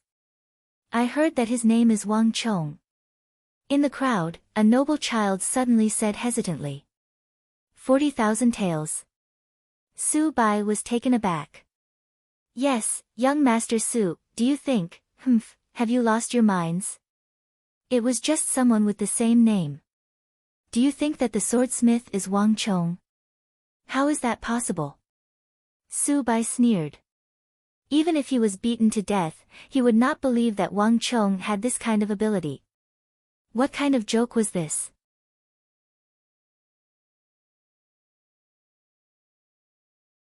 After a few days of cultivation, Wang Chong could feel his strength increasing significantly. His dragon bone art had also improved and his root bone was slowly advancing from Panther Bone Tier 1 to Panther Bone Tier 2. Even though it didn't seem like much of a change, to Wang Chong, this meant that he would be able to practice more formidable martial arts. In a few more days, it should be enough. Wang Chong thought. Currently, he was focusing on his martial arts and he wasn't just cultivating at night. He had extended his cultivation time in the day as well. As a result, his cultivation had improved significantly.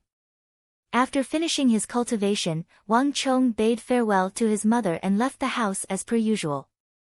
However, this time, Wang Chong felt that something was different. Wang Chong is here, Wang Chong is here. Suddenly, a loud shout sounded. Before Wang Chong could react, he saw a figure leaping down from a tree in the distance. Then, a commotion broke out on the seemingly ordinary street. From all directions, carriages appeared out of nowhere and charged in the direction of the Wang residence. Stop him, don't let him get away. Wang Chong, where do you think you're going? Wang Chong, it's only right for one to repay a debt. Do you think that you can get away with it? A commotion broke out on the street. Initially, Wang Chong looked as though he was facing a formidable foe. However, upon hearing the last sentence, he suddenly burst into laughter. He had already understood what was going on. Gongzi, what's going on? Let's call for reinforcements. Shen Hai and Meng Long immediately appeared by Wang Chong's side. They stared at the raging carriages as though they were facing a formidable foe. There's no need for that. I can handle it myself. Wang Chong waved his hands casually. Walala. While they were speaking, the doors of the carriage opened and a large group of people leaped down from it. They swarmed over from all directions, blocking Wang Chong's path. Wang Gongzi, Wang Gongzi. A month has passed. You can't have forgotten about the debt you owe us, right? In the distance, a cold voice came from a large blue carriage. Su Bai, you bastard, I knew that you were the one behind this. Wang Chong turned around and sneered coldly as he stared at the green carriage. For Su Bai to gather so many people here, it was clear that he was here to cause trouble. Why would Wang Chong need to be polite to him? Wang Gongzi, You can't say such words. How can you say that I'm the one who's causing trouble? Pang! The doors of the green carriage opened and Subai, dressed in a green robe embroidered with cloud patterns and a violet gold crown on his head, stepped out of the carriage and landed on the streets. Right, you should know that I'm here to collect my debt. However, I have already recorded this note in the Court of Judicial Review. I wonder if you know about it. Subai took out a piece of paper from his green sleeve and held it in his hand with a gleeful smile. Before his voice faded away, the door of the green carriage opened behind him, and two green figures walked out from the left and right sides of the carriage. Bastard! Upon seeing the two of them, Wang Cheng's face immediately warped. Wang Cheng knew that it was only a matter of time before Subai used this note to make a fuss. Wang Cheng wasn't afraid of money, but Wang Cheng didn't expect that Subai would call the officials of the Court of Judicial Review over. These two serious and old-fashioned officials were none other than the temple officials of the Supreme Court. Furthermore, Subai had chosen the two most inflexible, strict, and unlikable among the officials of the Court of Judicial Review. These two would only appear when others went back on their word. The moment they appeared, it wouldn't be a good thing. Clearly, Subai didn't invite them here to collect his debt. Instead, he wanted to blow the matter up. Seeing the awful expression on Wang Cheng's face, Subai chuckled gleefully. If Wang Cheng thought that the Eight Gods Pavilion would only ask for his debt when it was due, he would be underestimating him. How could the son of the Duke of Su residence be so useless? This time, he had specially invited the two most impartial officials of the Court of Judicial Review over. Right now, he was going to teach Wang Cheng a lesson in politics. What was the meaning of means? Wang Gongzi, these notes were written by you, right? Su Gongzi said that you owe them 1,700 gold taels. Is that true? The official on Subai's left asked. This was a stern-looking old man. He wasn't tall, and his hair was white. His face was as rigid as a rock, and when he spoke, other than the movement of his wrinkled lips, his entire body didn't move at all. It was as though he was a dried corpse, and just the sight of him was frightening. You should know the laws of the royal court. Even if you are the grandson of Duke Jiao, the same goes for the emperor. The other old man said impassively. He was also as thin as a dried corpse. The moment those words were spoken, countless eyes turned to look at Wang Cheng, who was standing at the entrance of the Wang family residence, as though they were waiting for a good show to unfold. Lords, this doesn't seem to be in line with the rules. Wang Cheng ignored Subai. Instead, he turned to the two officials of the Court of Judicial Review. The Court of Judicial Review will only appear when the other party is unable to fulfill the contract. Since the contract hasn't been fulfilled yet, aren't the two of you a little too early?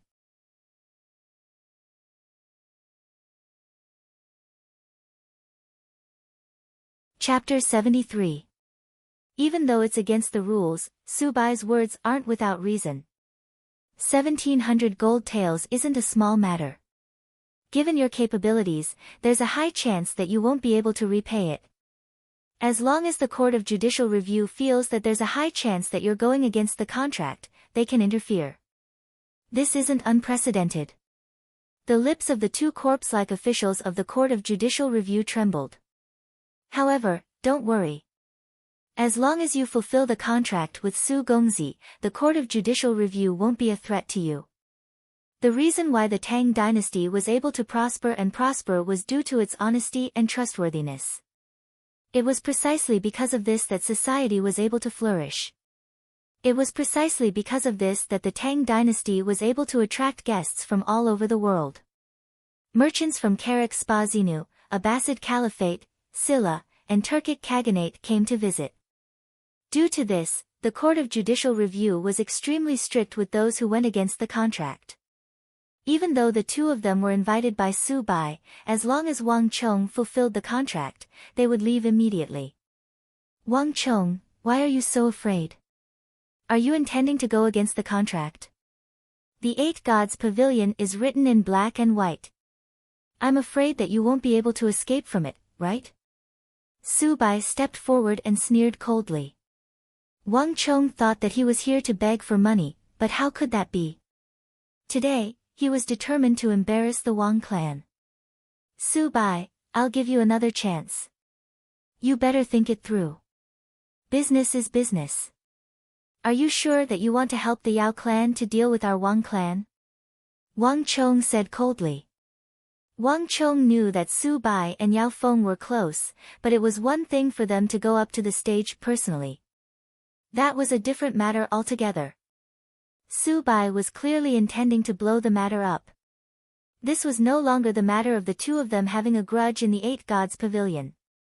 Hee. Su Bai sneered coldly. He couldn't be bothered to say anything else. With a single glance, the crowd by his side immediately shouted, Wang Chong. Return the money. Return the money. Return the money. The voices grew louder and louder. Humph. Seeing the situation, Wang Chong sneered coldly. If he really took the money to indulge in debauchery, today's matter would be really difficult. However, Su Bai probably wouldn't have guessed that he had used their money to buy the Hyderabad ores. The current Wang Chong was truly rich and overbearing. 1,700 taels of gold, plus the interest of 1,000 taels of gold, was nothing to him right now. Shanhai, come here. Wang Chong beckoned Shanhai over. There's a box under my bed. Bring that box over here. There were 5,000 taels of gold in the chest. Uncle had specially sent it over after he found out that Wang Chong had given all the money to Wei Hao. If it was packed in a wooden box, no one would know. If Su Bai thought that 2,700 gold taels would be able to stop him, he was truly underestimating him. Yes. Shall I go now? Shanhai nodded and left. Before he left, he glanced at Su Bai and sneered disdainfully. Even though there was a huge commotion outside, in Shanhai's eyes, it was just a clown. After spending time with young Master Chong, Shanhai and Meng Long had learned many of his secrets. On Wang Chong's carriage, he had seen gold taels worth more than 10,000 taels a few times. For Su Bai to cause trouble at the Wang family for a few thousand gold taels was nothing more than a small squabble. Young Master Chong, there's no need to stand on ceremony with these people. Shanhai said. Wang Chong chuckled and waved his hands. Shanhai immediately understood and left. What's going on? Who is that? A few breaths after Shanhai left, a doubtful voice sounded from behind. Before the voice could finish, a beautiful lady dressed in green walked out from the door with a doubtful expression. Behind her was a group of old nannies and maids. Mother. Upon seeing the figure, Wang Chong's face changed. He had tried his best to minimize the impact of this matter, but his mother was still alarmed. Madame Wang was resting in the residence when she heard a huge commotion. Not knowing what was going on, she came out to take a look. Su Gongzi. Upon seeing Su Bai in the crowd, Madame Wang was taken aback. She recognized Su Bai. Back then, she had seen Madame Su bringing Su Bai along in the palace. Why are you here? Madame Wang was astonished. Hee, Madame Wang, you came at the right time. Your son owes us 1,700 gold taels, this is written in black and white. We aren't trying to frame you. Su Bai shook the note in his hand and smiled sinisterly. Right, by the way, this is a 2% interest. What? Upon hearing Su Bai's words, Madame Wang's vision darkened. As though she was struck by lightning, her body swayed and she nearly fell to the ground. Madame Wang didn't expect that Wang Chong would owe someone 1,000 gold taels behind her back. Furthermore, it was a 2% interest. To Madame Wang, this was something she didn't even dare to imagine. The Wang family couldn't bear such a huge debt. Hee. Upon seeing this sight, Su Bai chuckled gleefully. What he had been anticipating had finally happened. He was certain that the Wang clan didn't know that Wang Chong had borrowed money from the Eight Gods Pavilion.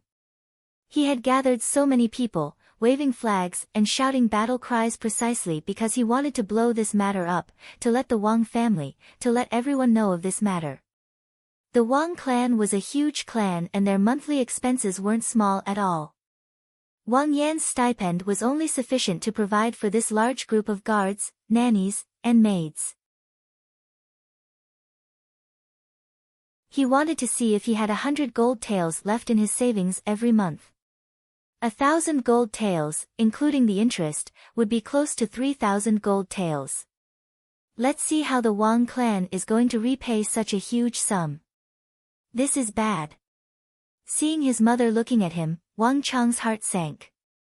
He had been trying to resolve this matter without alarming his mother, but to think that it would still happen. Chong'er, is what Su Gongzi said true? Madame Wang clenched her teeth and her face steeled. From the looks of it, Wang Chong didn't just owe Su Bai money. With a single glance, it was hard to tell how many scions of prestigious clans had gathered here and how much money he owed. This was simply audacious. It was just a moment ago that she had a good impression of Wang Chong, but to think that he would revert back to his old ways. Mother, listen to me. This matter isn't as you think it to be. Wang Chong braced himself and said. You just have to tell me whether what Su Gongzi said is true or not. Madame Wang stared at Wang Chong and said sternly. Yes. Wang Chong lowered his head and said. You. Madame Wang's body trembled in anger. She pointed a finger at Wang Chong, but she couldn't say a single word. Madam, calm down. Madam, calm down. Seeing that Madam was infuriated, the group of nannies and maids hurried forward to support her, massaging her and soothing her chest. Then, they hurriedly persuaded Wang Chong, young master, you shouldn't speak anymore. Wang Chong also cursed inwardly. He hadn't told his mother about the matter regarding the 8 Gods Pavilion and Hyderabad. The reason was simple. Wang Chong didn't want his mother to worry too much. If he were to know too many things, his mother would surely overthink things. Furthermore, he had already grown up, and there were some matters that he could resolve on his own. At the same time, this would lessen the pressure on his mother. Furthermore, Wang Chong didn't intend to hide the matter regarding the 8 Gods Pavilion and Hyderabad from his mother forever. Just that, it seemed like he had chosen the worst timing to do so. Not too far away, Su Bai sneered coldly. Wasn't this scene exactly what he had hoped for? Wang Chong glared at him before turning around to look at his mother. Even though the matter regarding the 8 Gods Pavilion had been exposed, Wang Chong didn't panic in the slightest. Mother, this matter isn't as you think it to be. Even though 1,700 gold taels isn't a small sum, it isn't a problem at all. I can resolve it. Stop bragging. How are you going to resolve it? The crowd burst into laughter. Their family was considered wealthy, but their monthly allowance was at most a few taels of gold. At most, it was a dozen or 20 taels of gold. Even so, they didn't dare to borrow so much money casually like Wang Chong. The Wang clan didn't do business, so they were even worse off than them.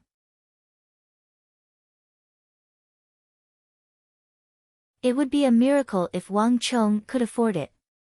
Wang Chong couldn't be bothered with them at all. 1,700 gold taels wasn't a problem to him at all.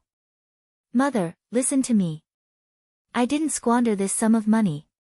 I used it to start a business. Wang Chong said. Start a business? What business? Madame Wang finally caught her breath. Upon hearing those words, she immediately asked. Ha ha ha, even at this moment, Wang Chong, are you still going to lie to your mother? Su Bai burst into laughter. He had heard Wang Chong's words clearly. What business? In his view, it was complete nonsense. What lie? When has our young master ever lied? Isn't it just 1,000 gold taels? Take it. At this moment, a loud voice sounded from within the gates. Deep disdain could be heard in the voice. Pang! Before the figure could be seen, a black shadow flew out. Su Bai dodged to the side, dodging the attack in an instant. Turning his body, he saw the object falling to the ground. Ding ding, it was a pure gold ingot. In an instant, Su Bai's face warped. Ha ha ha, Shanhai, you came at the right time. Seeing Shanhai walking over, Wang Chang's eyebrows relaxed and he laughed heartily. Facts speak louder than words. This kind of thing could not be explained clearly. Only real money was the most convincing. Young master, to deal with these fellows, you should smash their faces with gold. Why are you wasting your breath on them? You only earn a few taels of gold a month. How can you be compared to our young master? Shanhai looked at the crowd outside disdainfully. Carrying a wooden chest in his hands, the several hundred gene items seemed as light as a feather in his hands. You are just a lackey, stop boasting. How many taels of gold do you want? Take it out. The arrogant scions in the surroundings immediately felt indignant. Su Bai scolded them, but they didn't dare to retaliate. Wang Chong wasn't someone they could afford to offend, but what was a mere lackey to dare to look at them with such disdain? The pampered scions here were the first to lose their temper. Humph. Shanhai harumphed in disdain. Then, he did a single thing. Pang! His hands loosened, and the wooden chest in his hands was smashed to the ground. The wooden frame of the chest was smashed into smithereens, and from the tightly sealed chest, a huge pile of golden objects gushed out. It was all gold. Shwa! In an instant, everyone's breathing stopped. Even Madame Wang, Zhao Shuhua, was stunned. Standing up from the maid's embrace, she stared at the pile of gold on the ground, speechless. In front of the Wang family residence, time seemed to have stopped. Impossible.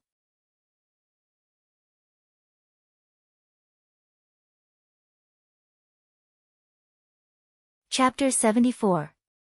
The Wang clan was extremely strict, and Wang Chang's monthly allowance was only a few silver taels. Based on Su Bai's calculations, it was impossible for Wang Chong to take out so much gold.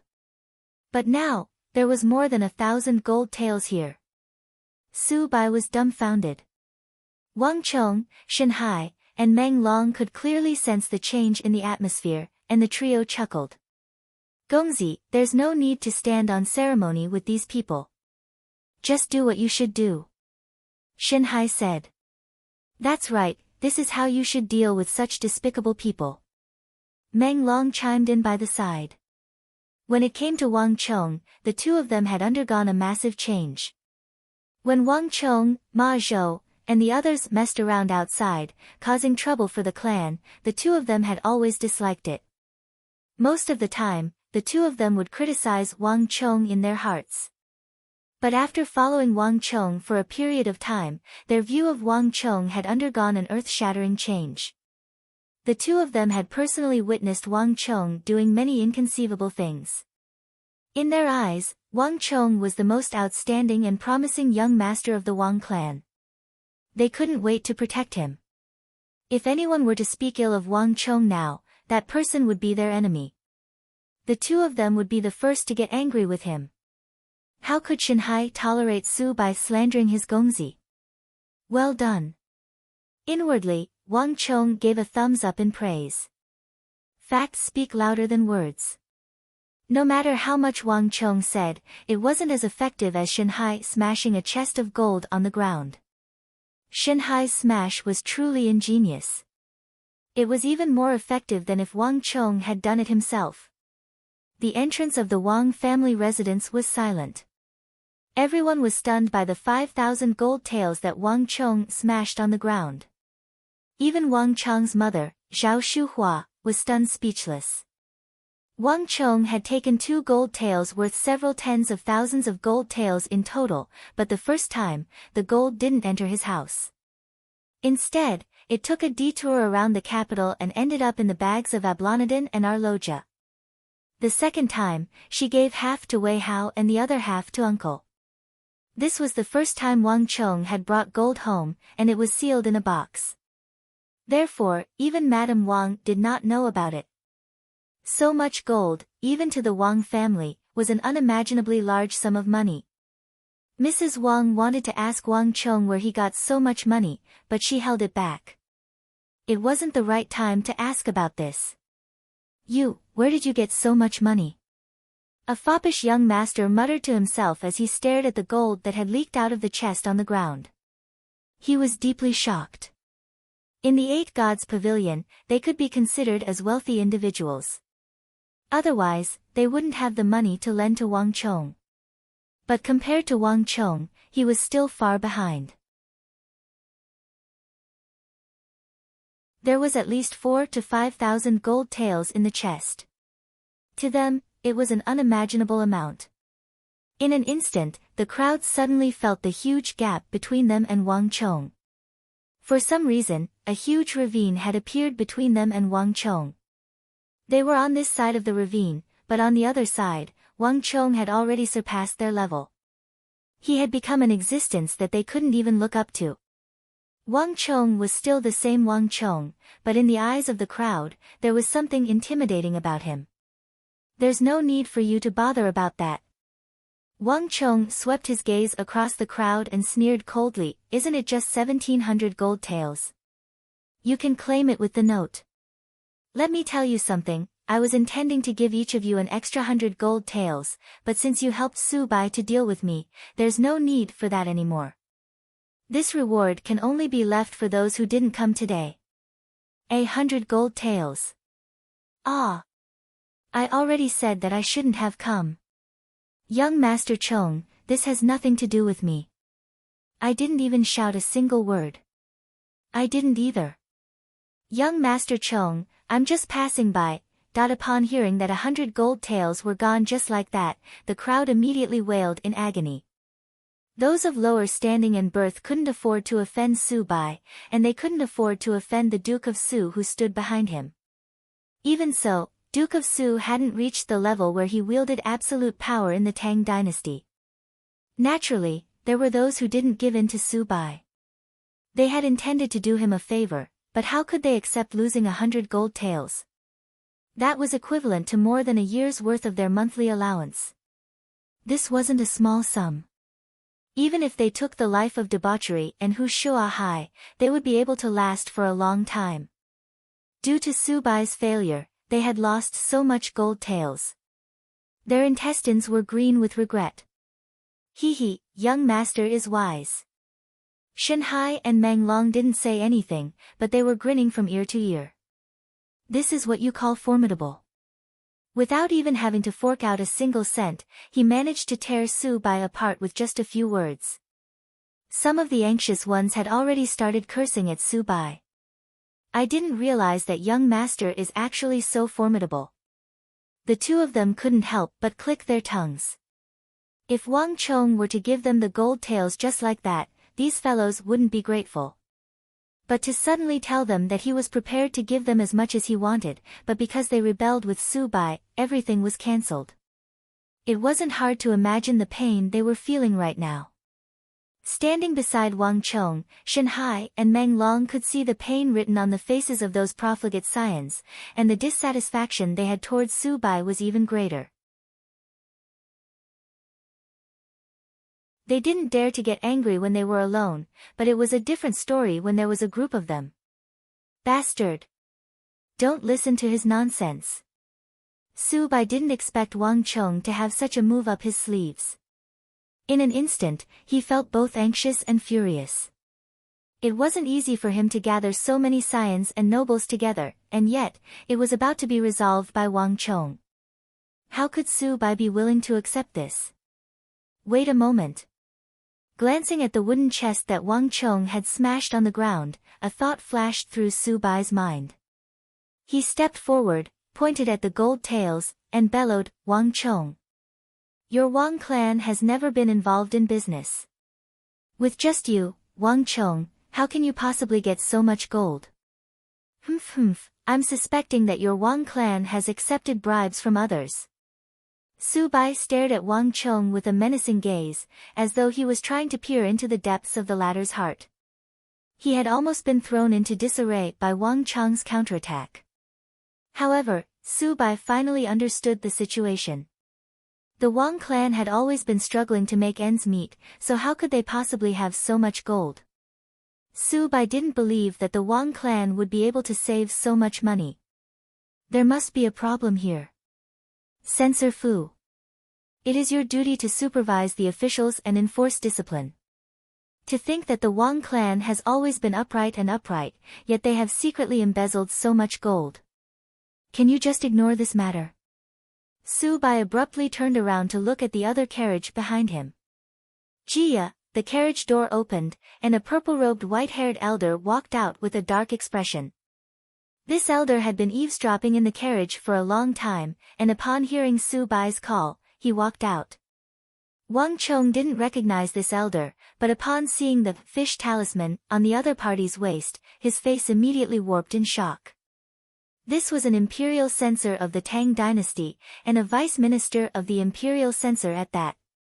In order to deal with him, Su Bai not only summoned the vice minister of the Court of Judicial Review, he even summoned an imperial censor of the Tang dynasty. Su Bai. Wang Chong glared at Su Bai with an incomparably dark expression. If he summoned the vice minister of the Court of Judicial Review, it was likely that he, Wang Chong, would be the only one locked up in the prison of the Court of Judicial Review. However, Su Bai's target wasn't just him, but the imperial censors of the royal court. Instead, it was the entire Wang clan. This was a grave offense against the Wang clan, leaving no room for Wang Chong to salvage the situation. Furthermore, for an imperial censor of the royal court to be hiding in a carriage instead of discussing the affairs of the country in the royal court, listening to the arguments of his children, it was impossible for Wang Chong to believe that Su Bai hadn't been plotting this for a long time. Su Bai, you asked for it. A vicious glint flashed across Wang Chong's eyes. Madam Wang, Wang Gongzi, I saw everything in the carriage. I believe you have heard Su Gongzi's words as well. The Wang clan isn't a wealthy clan, and Duke Zhou's incorruptibility has always been respected by the entire royal court. I don't want to doubt the Wang clan, but this chest of gold isn't something that the Wang clan can accumulate through their salary. As an imperial censor, I am responsible for supervising the officials and upholding discipline. I will have to report this matter to the nobles of the royal court and His Majesty. Censor Fu spoke very slowly, almost spitting out each word one at a time. But every single word he spat out seemed to carry the weight of 1,000 caddies.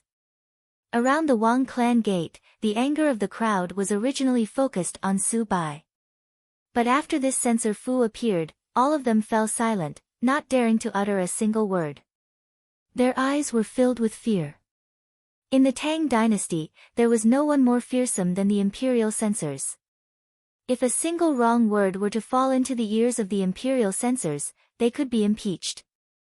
In the Tang dynasty, even the most mischievous scion knew that in the Tang dynasty, one could offend anyone but the imperial censors. The area within 10 kilometers of any imperial censor was a forbidden zone, and no scion would dare to mess around them lest they brought trouble to their family. No one could have imagined that Su Bai would hide a censor in the carriage and accompany them to the Wang family residence.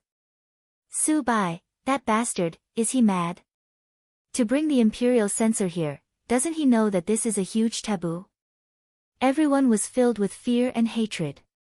It was fine for Su Bai to deal with Wang Chong, but for him to bring the imperial censor here, he was throwing everyone into the fire. In order to deal with the Wang clan and side with the Yao clan and King Qi, he was willing to go to any lengths. Everyone wanted nothing more than to distance themselves from Su Bai and that Censor Fu, but no one dared to make a move at this moment. If they were to be targeted by the imperial censor, they would be in deep trouble. Su Bai could clearly sense the change in the atmosphere, but he paid it no heed. Instead, he was gleeful, and his eyes were fixed on Wang Chong alone. Wang Chong, do you think that this is all I'm capable of? Since I'm going to use your head to offer to the Yao clan, do you think that I would come without any preparations? Su Bai sneered coldly. Before coming, he had already made ample preparations. If Wang Chong was unable to repay the 1,700 gold taels, the two officials of the Court of Judicial Review would be his gift to the Wang clan. With them, he would be able to blow the matter up. And if something were to happen, Wang Chong would be able to repay the debt. Even though he didn't believe that such a thing would happen, the imperial censor in the other carriage would be of use as well. No matter what, the Wang clan would be doomed. Chonger, Madame Wang grabbed Wang Chong's hand tightly, and her face was ghastly pale. It wasn't a small matter for a censor to appear at the entrance of the Wang clan. The Wang clan would probably be criticized in the royal court tomorrow. Madame Wang was an opinionated person, but those were just family matters.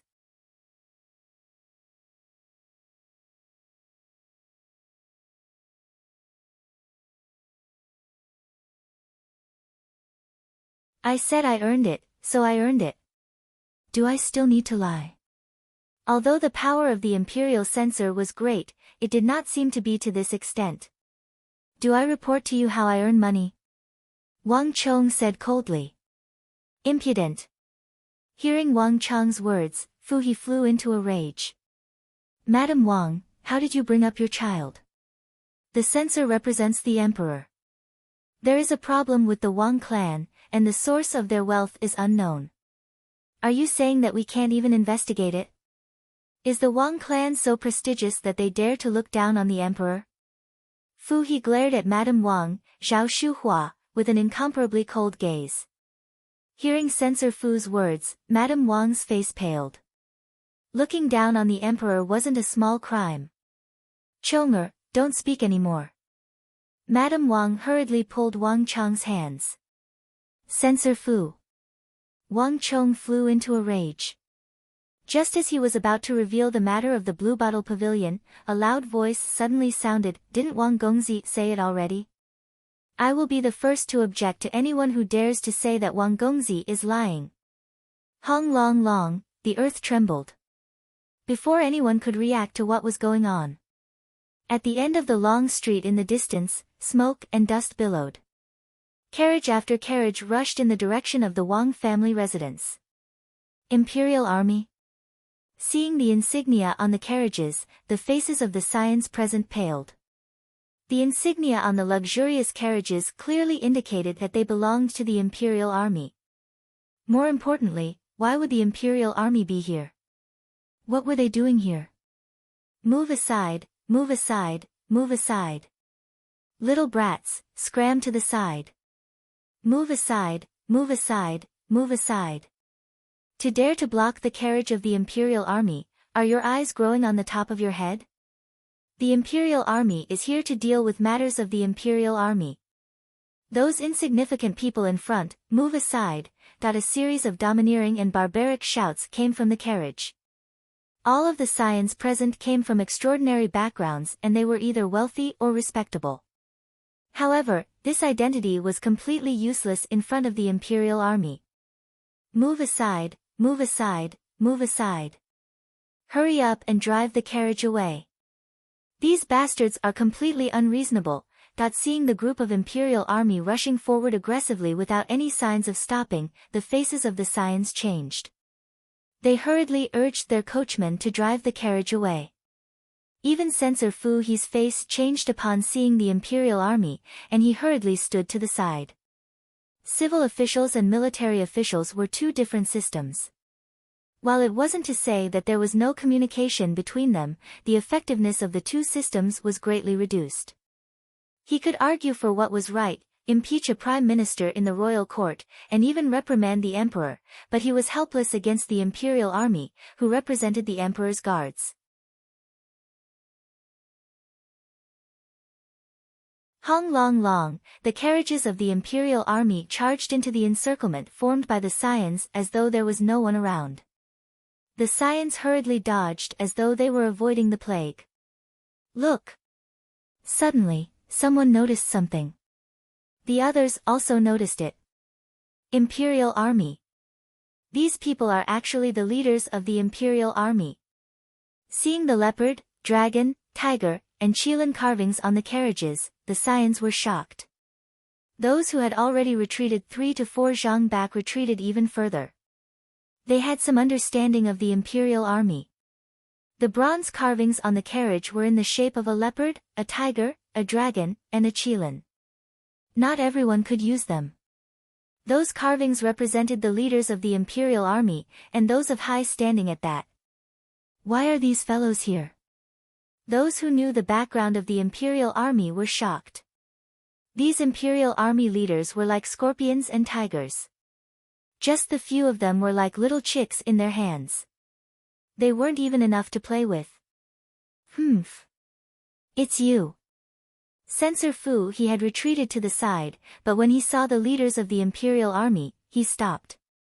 Not only did he not retreat, he even walked forward. What are you imperial army members doing here instead of guarding the emperor in the royal palace? Be careful, I might report you for negligence. Ha, Lord Censor, the imperial army is responsible for guarding the emperor, but there's no rule that says that we can't leave the royal palace, right? Besides, do we have to report to you every time we buy a few swords? These imperial army leaders all had thick beards, thick brows, and thick lips. With a single look, it was clear that they were arrogant, domineering, and unreasonable people. Buy swords? Gedeng, Su Bai's heart skipped a beat. What do you mean? What swords?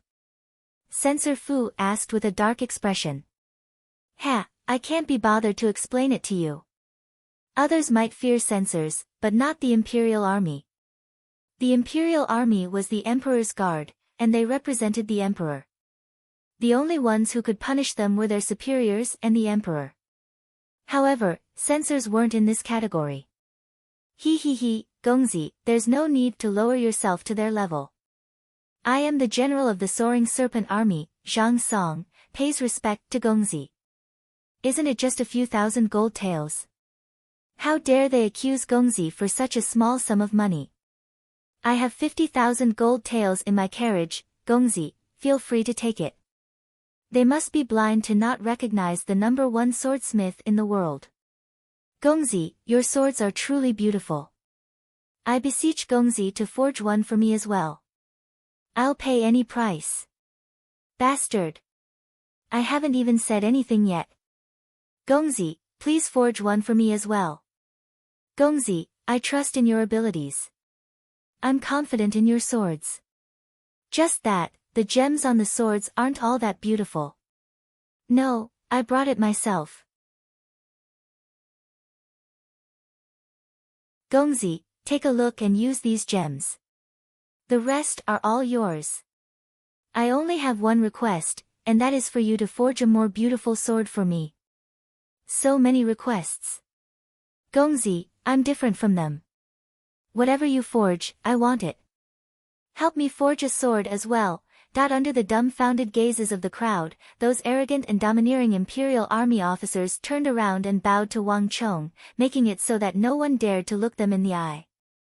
Their fawning manner left one unable to believe that they were the arrogant leaders of the imperial army who barged into the hall earlier on. What is going on? The crowd was dumbfounded, unable to react to the situation. When did Wang Chong possess such magical powers to make these imperial army soldiers so humble? Madame Wang was also dumbfounded. The old nannies, maids, and servants stared at one another before turning their gazes to Wang Chong. The sight before them was simply too inconceivable. Only Wang Chong could explain it. Wang Chong didn't know whether he should laugh or cry. He couldn't understand what was going on either.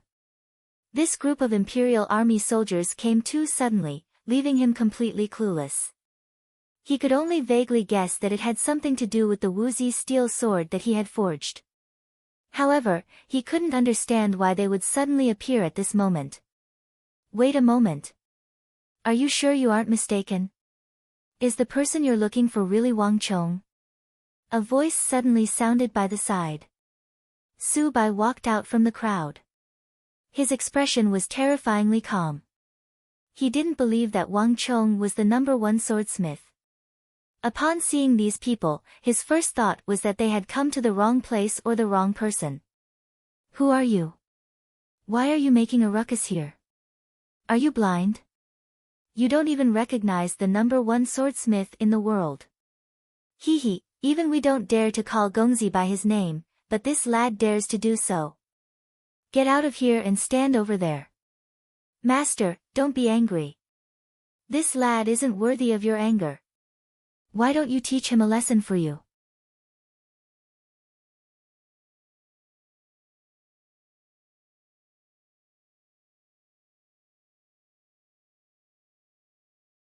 He was a man of his word. Although these dignitaries did not come with good intentions, they were two different things. He liked the young master's character very much. Come over here. Our young master is magnanimous and won't fuss over your actions. Come over here and cash in your silver. Meng Long began to call the scions over. Upon hearing that they could receive money, the crowd cheered and rushed over. Their impression of Wang Chong immediately grew. This lord, can you still honor the 100 gold taels each? A scion asked carefully. Scram! Meng Long berated. The crowd burst into laughter, and their relationship with the Wang clan improved significantly. Upon seeing this sight, Wang Chong smiled. Just as he was about to turn around and leave, his gaze suddenly fell on a figure outside. His eyes turned cold and he bellowed, Su Bai, where are you going? His voice sounded like rumbling thunder, echoing through the streets in front of the Wang family residence. Dozens of steps away, Su Bai's body trembled and his footsteps came to an abrupt halt. He stopped a few steps away from the green carriage. At the same time, countless gazes turned to look at this scion of the Duke of Su. The originally noisy street became dead silent in an instant, and the atmosphere suddenly became tense again. Wang Chong, what do you want? Su Bai slowly turned around. Looking at Wang Chong on the stairs, his face alternated between green and white. The situation had changed, and he was in an extremely disadvantageous position. He intended to sneak into the carriage and leave this place, but he didn't expect to be discovered by Wang Chong. Since you're already here, you can't possibly think that you can leave so easily, right? Wang Chong flung his sleeves and sneered coldly. This Su Bai came here with the backing of an official from the Court of Judicial Review and the Imperial Carriage Fuhi in order to make an issue out of the debt to deal with the Wang clan. If Su Bai wanted to deal with him, Wang Chong could still remain calm. However, if he were to make things difficult for the Wang clan, it would be equivalent to shedding all pretense of cordiality. If he were to allow Su Bai to come and leave in one piece, he wouldn't be Wang Chong. In an instant, the entrance of the Wang clan became even quieter, and the atmosphere became even more peculiar. The scions that Su Bai brought along didn't even dare to breathe loudly. Even though Wang Chong seemed to be an easygoing person at times, there were other times that he could instill fear in others. The current Wang Chong might seem calm, but for some reason, he exuded an aura that left others in awe. What do you want? Don't tell me you still dare to stop me and attack me in front of so many people? Su Bai sneered coldly. He was more than willing to see Wang Chong make a move on him.